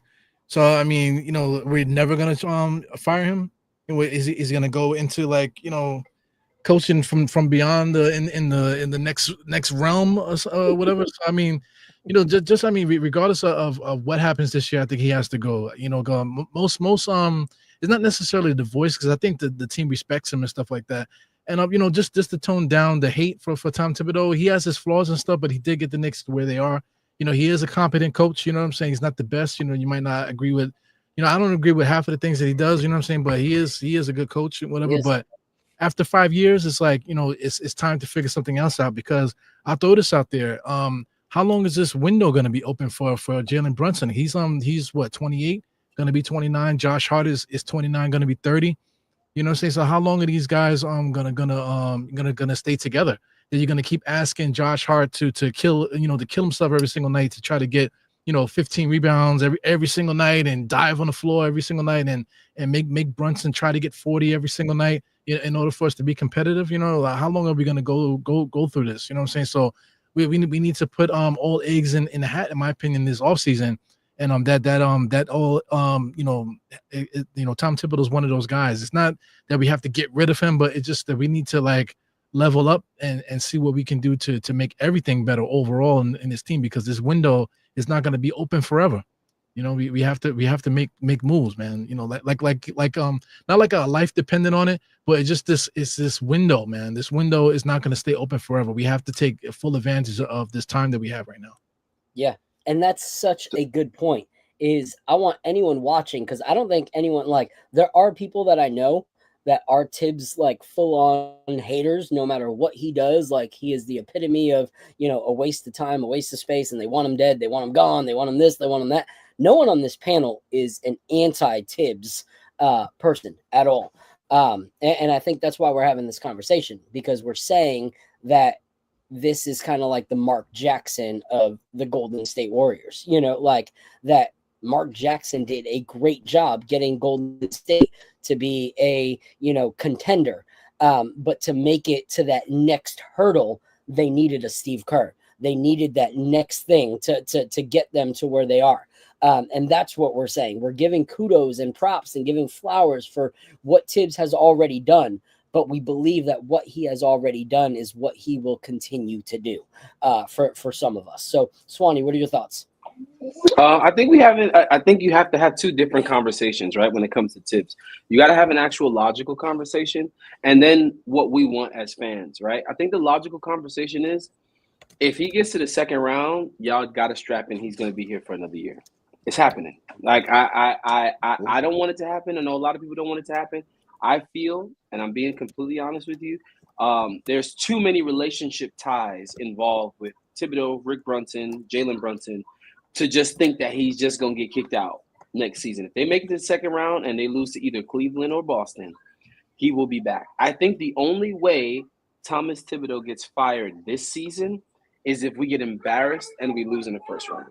I think that would force their hand to force him out of there. I think that's the only way we get rid of Tom Thibodeau this season. Now, how do I feel about him as a coach? My sentiment is the same as Phil just said. I feel he's taken us as far as we can go. He came, he changed the culture of the team. Players actually want to come here now, right? The team actually played. The city's behind the team again. But I think that he's gotten us as far as he can take us. His schemes, the way in which, or lack thereof, right? It's outdated, right? He doesn't adjust, and we all know that, right? He plays a very archaic style of basketball, and it's very easy to scheme, right? JJ Redick, first season as a head coach, coming in with revolutionary ideas, changing a franchise, right? Joe Mazzulla, young head coach, coming in with revolutionary ideas, changing the franchise. Ime Udoka, regardless of how you feel about whatever happens scandal-wise, comes into an organization, not only changes the way in which the team plays, but he comes in with revolutionary ideas, changes the dynamic of the team. I think that we need to look for somebody new, someone with some fresh ideas to get us over that hump. Yeah, that's a great point. With Swanee's idea, if he actually did come back another year, I think Leon is risking his employment as well. Yeah. So I agree. Oh, I agree. I agree. There's a lot of family ties in that mob, though.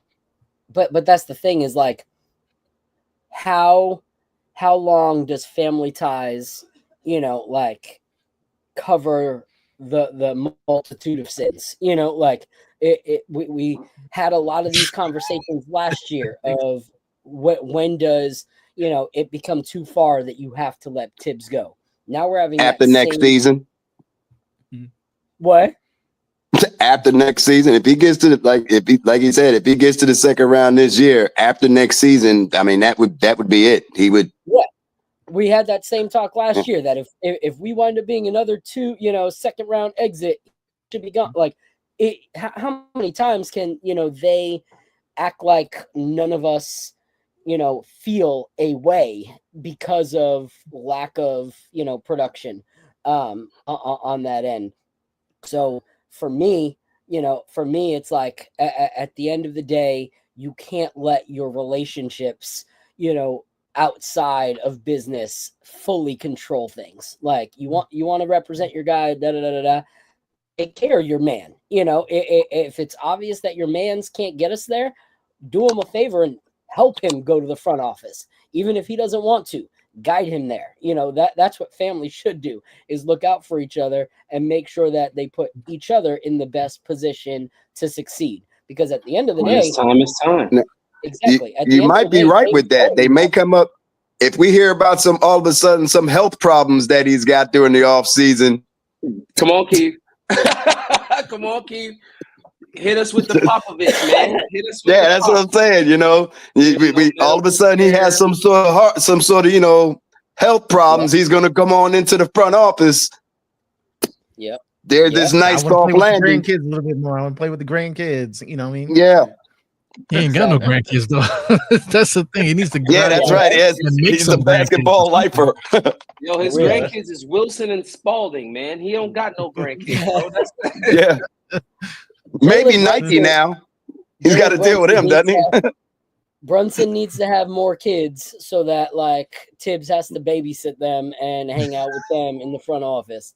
All right, so it's getting kind of late. It's almost 10. Appreciate everyone that's been rocking with us. We got over 320 in the building right now. We appreciate you guys. This has been a lot of fun on this episode. We're going to go through the last topic. I want to hear everyone's thoughts. I didn't get a point. I didn't get to say my piece. Yeah, my bad. Go, Paulo. Go. Listen, bro, I had a lot to say about this man. I got a book. I got a book to read. So I'm gonna skim through as much. So regarding Thomas, right? This is his Coach Bud season. This is your chance, because I think personally, I'm starting to I can't believe I'm saying this. I'm starting to feel like he's losing the locker room a little bit, but I think they love him. They really do love and appreciate Tibbs. I think scheme wise, they're frustrated with how he's using them. And I don't think they want him to get fired. So I do think they are going to front office that man if they have to. I think that is how he moves. I don't think it's going to be a Tibbs is fired. I feel like if they do move him, it'll be more of a Tibbs has decided to step down and become part of the front office. That is how he's leaving. I don't think he will ever be fired from this squad. You know what I'm saying? I think he will be a part of this front office, because he's had too many family ties. Even Brunson's dad, he's been with him forever. How many coaches in the NBA have you guys heard of that you never heard before? It happens all the time. Every single time I'm watching a game. Oh, coach such and such and such. I'm like, who the hell is that? Where did he come from? And then you find out that he's coached under this guy, that guy. There are coaches around the league. Now, we say it all the time. If we get rid of this guy, who are we going to replace him with? There are guys who are ready for Tibbs' job. If you don't think there are guys waiting for the opportunity to coach a team like this, there are guys out there. Yo, shout out to the Memphis Grizzlies. Taylor Jenkins. Who the hell is that, man? He's like 40 years old. Who is that guy? He's coaching in Memphis. Anyway. These guys come out of nowhere. And they're good coaches. And this is not to say that Tibbs isn't a good coach, but I said it since the day. I kid you not, if we go back in the podcast, the day we signed Tom Thibodeau, I said, here's our Mark Jackson. What do we look like at the end of this era? What do we look at the end of the Tom Thibodeau era? And I feel like we're approaching that point now, because as I don't know who it was. I don't know if it was Fani or Eru, but Jalen Brunson's 28 years old. You know what I mean? We don't have a lot of time to that window. Yeah, the window is a larger window than other teams have contractually. But I think just Jalen Brunson alone, they do want to maximize what they do have with Jalen Brunson as fast as they possibly can. And I feel like they thought they were really close at a certain point. And then once we got to the point where we played all these top ranked teams, it kind of hit them to the point where they're like, oh, hold on. Maybe we're not as ready as we thought we were. You know what I mean? And now we might have to make a little bit more of a change than we thought we would have to make.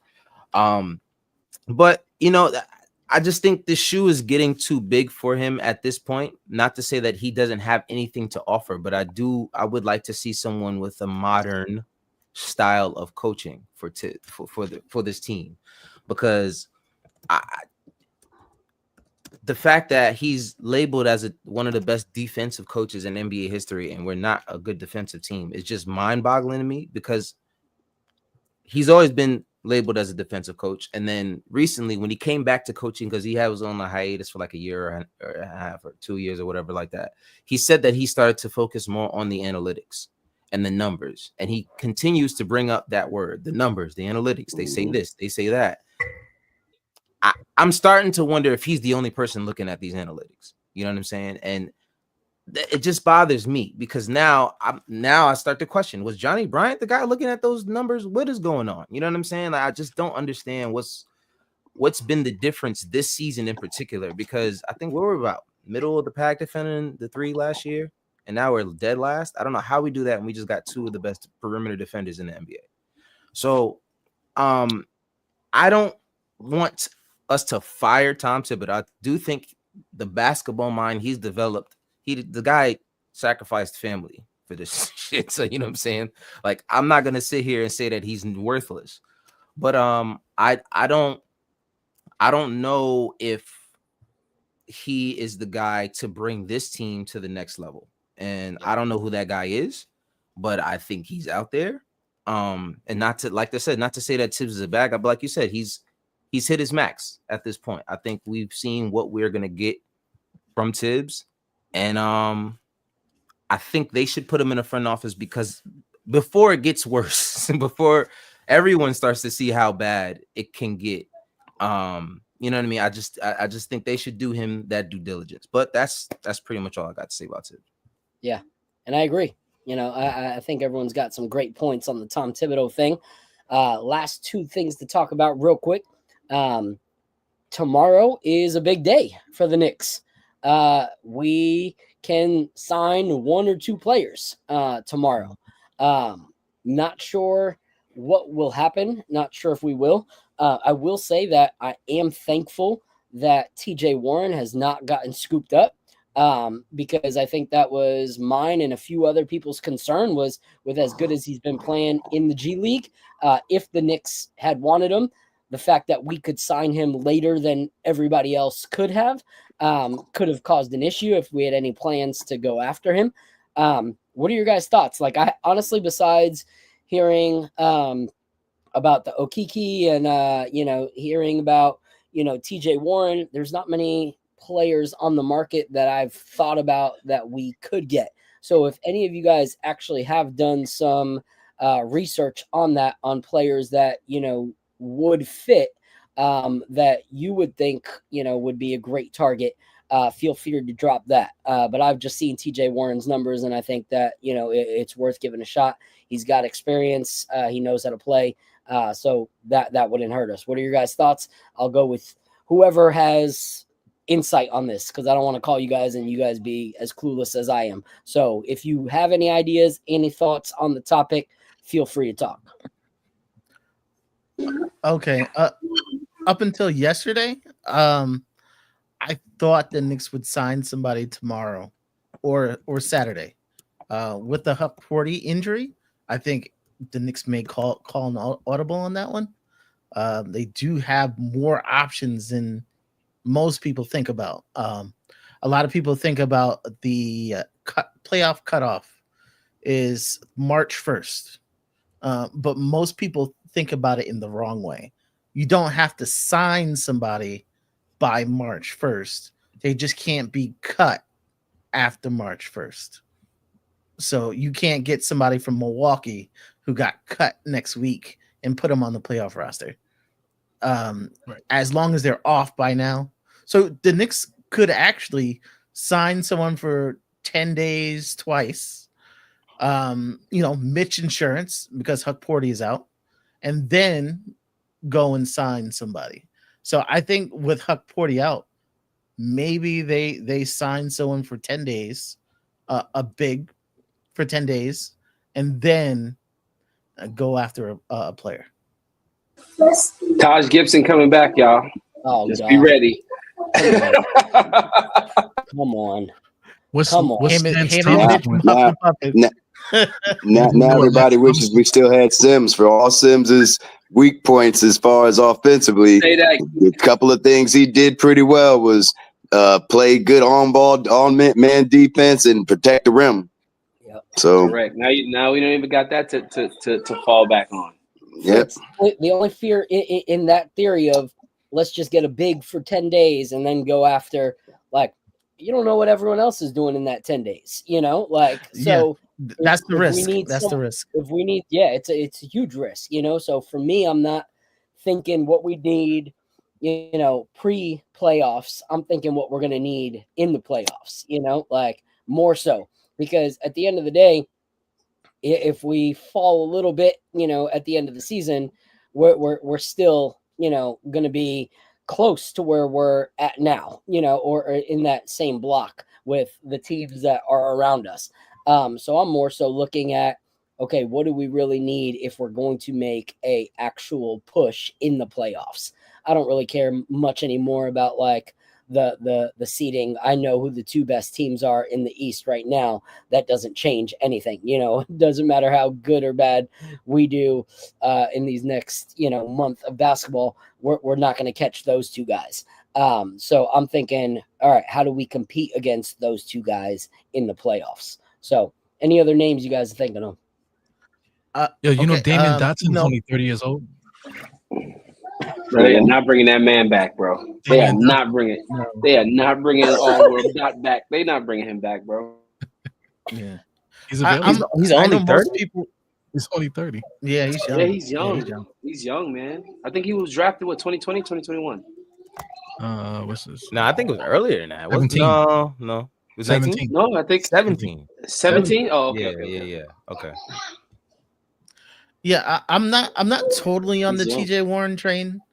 Me either. I know a lot of people are on there because he's a bucket on offense, but you need defense as well. So and we're talking about a 15th guy. We're not talking a rotation piece. I think Chris Duarte may make it over TJ Warren. I keep hearing his name. I've been hearing Chris Duarte's name too. I'm on the same train as you, Fritz. I'm not completely sold on TJ Warren. I think he is good, but again, you go back to whose minutes is he taking, right? Because like we went and traded Sims to get DeLon Wright, and that man been on the court maybe 32 seconds since he's been here. Yeah. They may sign him, but is he even gonna play? You know what I mean? And I feel like again, us as Knicks fans doing the same thing that we always do. Well, the delusional ones, right? Everybody's TJ Warren's coming to save the day. Like that's not gonna happen. We got to remember who the coach is. Like that's not gonna happen, man. It's just not gonna happen. So I don't know who they're gonna sign. I think they're leaning more towards TJ Warren. I wouldn't be shocked if they did the Chris Duarte. I saw Prezi just said Moses Brown. But I mean, there's a lot of options. I do think though, Huck Porty going down makes the front office hesitate a little bit with the TJ Warren signing. I do think it makes them pause a little bit because now you have to look at that center depth. Because again, Mitchell Robinson is just coming back, so I don't think it's going to go the way everybody thinks it's going to go. So, a few questions for you guys. I know that the TJ Warren thing has been spoken of because he kind of has more of a veteran presence than a young player rookie presence, which might get Tibbs to play him more than a younger, player. He also could free up some of those OG Anunoby minutes since OG has been pulling at those legs quite a bit over the last few weeks. And that could help with the release of some of the stress there. I also know that Chris Duarte is a player that we did look for, in his rookie year. That the Knicks community and the Knicks front office had looked at him heavily. Just he never really panned out the way that people thought that he would. But if we're looking more so at big potential, like what big potential is on the open market that we can acquire with our finances? That's my question. Christian Wood. Somebody just mentioned him just now. What do you think about him? I'm not opposed to him. Go ahead.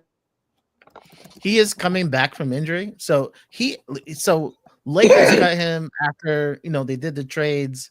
They had too many players. They cut Christian Wood.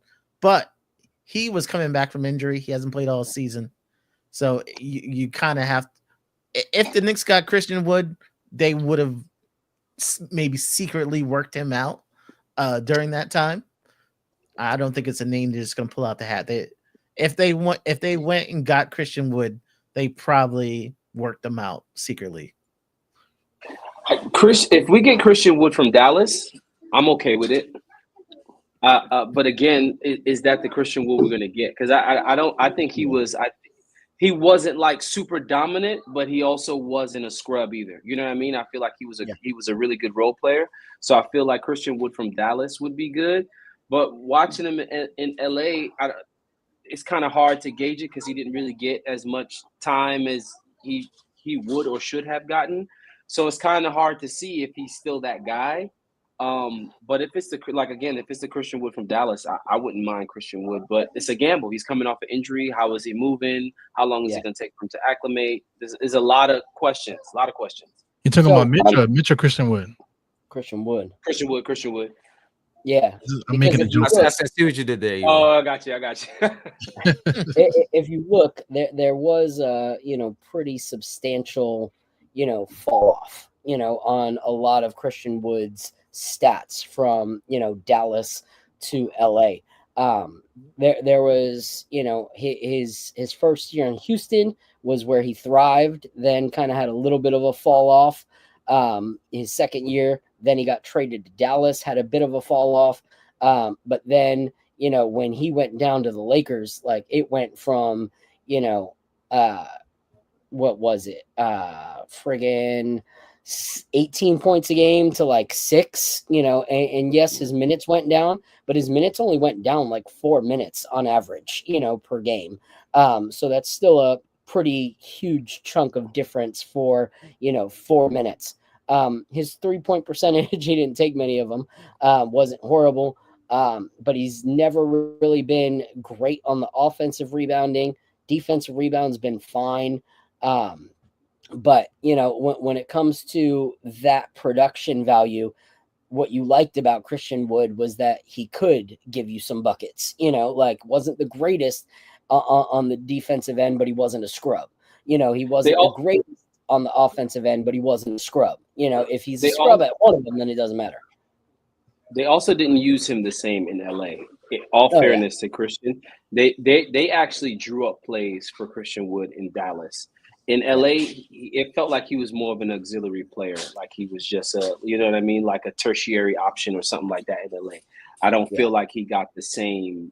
He didn't get the same usage in LA that he did in Dallas.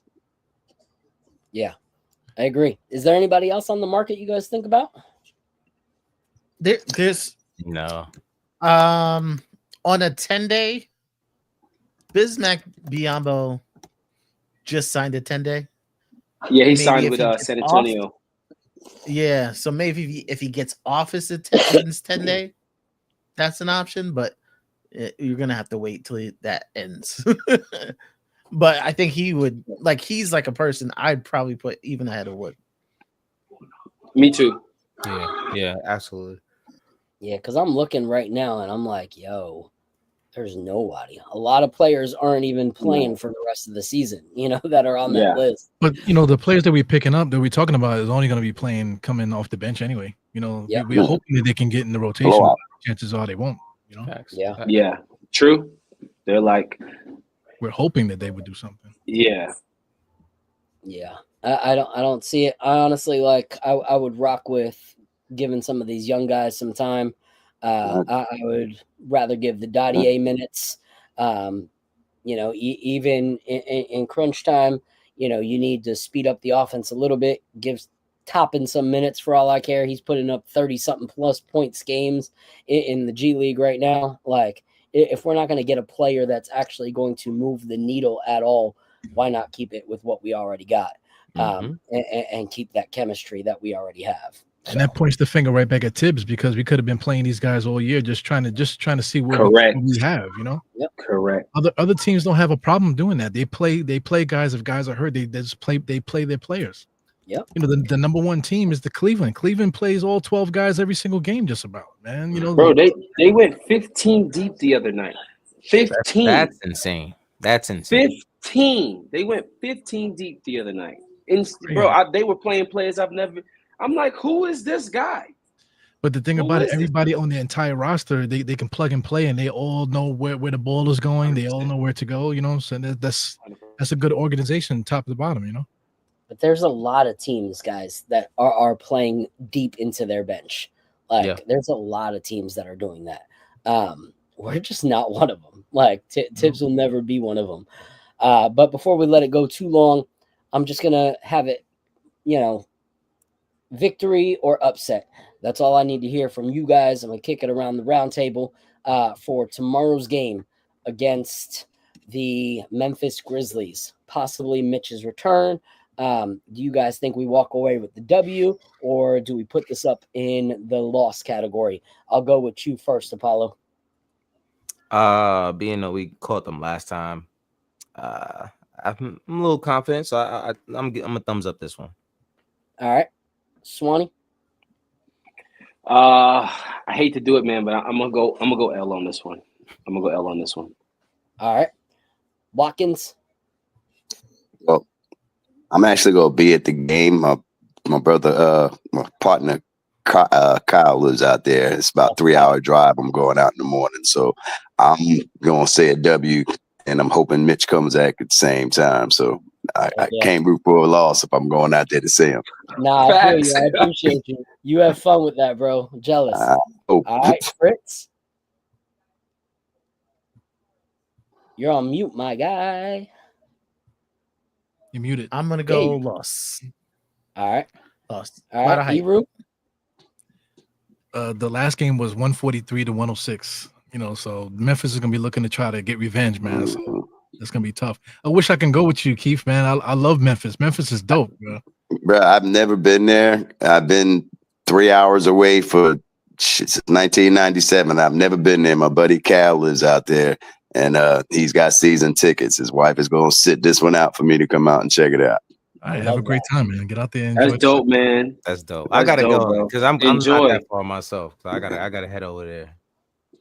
All right, so I'm a be the bearer of bad news. I think this is going to be an L. I think if Mitch does come back, this is a rough game to come back at. When you got a guy like Ja Morant, who's going to be taking it to the paint, and he's going to be fearless throughout the whole game. So I think if Mitch is there, he might see some foul trouble pretty early. I also believe that, if Josh Hart is out, and that slows up our offense and defense quite a bit, and they are a team that can run fast, and they, if they get second chance opportunities and friggin' Josh isn't there to grab some of those rebounds, that just gives a team like them who have multiple scorers too many opportunities for us to stop. I think if they catch fire early from 3 and we show lack of effort, it's an issue. And also we don't know where, Cat fully stands for this game. We don't know, where OG's legs completely stand for this game. So I personally think we take an L. And like Eru said, revenge is a medicine that, many desire and lust for. And teams that are very competitive and that are fighters, they see that as a challenge. So I know that they're coming after us tomorrow. So I think we walk away with an L. But appreciate everybody that's been with us. It's crazy. It's hard to turn off the show when the numbers just keep going up. So we thank you for the 375 plus that are in here right now rocking with us. If you guys can, hit that like button, hit that subscribe button. We all would love to stay and chat with you guys for hours, but we got, jobs and we got lives and we got families. And so we're going to get out of here, but we appreciate you guys. We'll see you guys again. If you haven't, hit that subscribe button, follow everything that the Nick of Time channel is doing.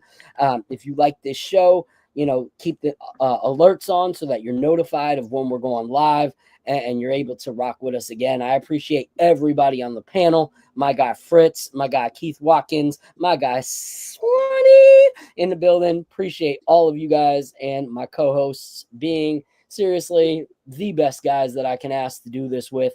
Thank you both, Apollo and Eru. Appreciate everybody. And until next week, God bless and deuces. This is the moment we waited for. Everything you want is right here. We gon' give them what they came for. We gon' take it up from last year. Shoot 'em my shot, boy, I'm long range. Me and the team on the same thing. Stayed down, never switched up. Only thing changed was the game. I'm in the zone now. Nothing can change what we on now.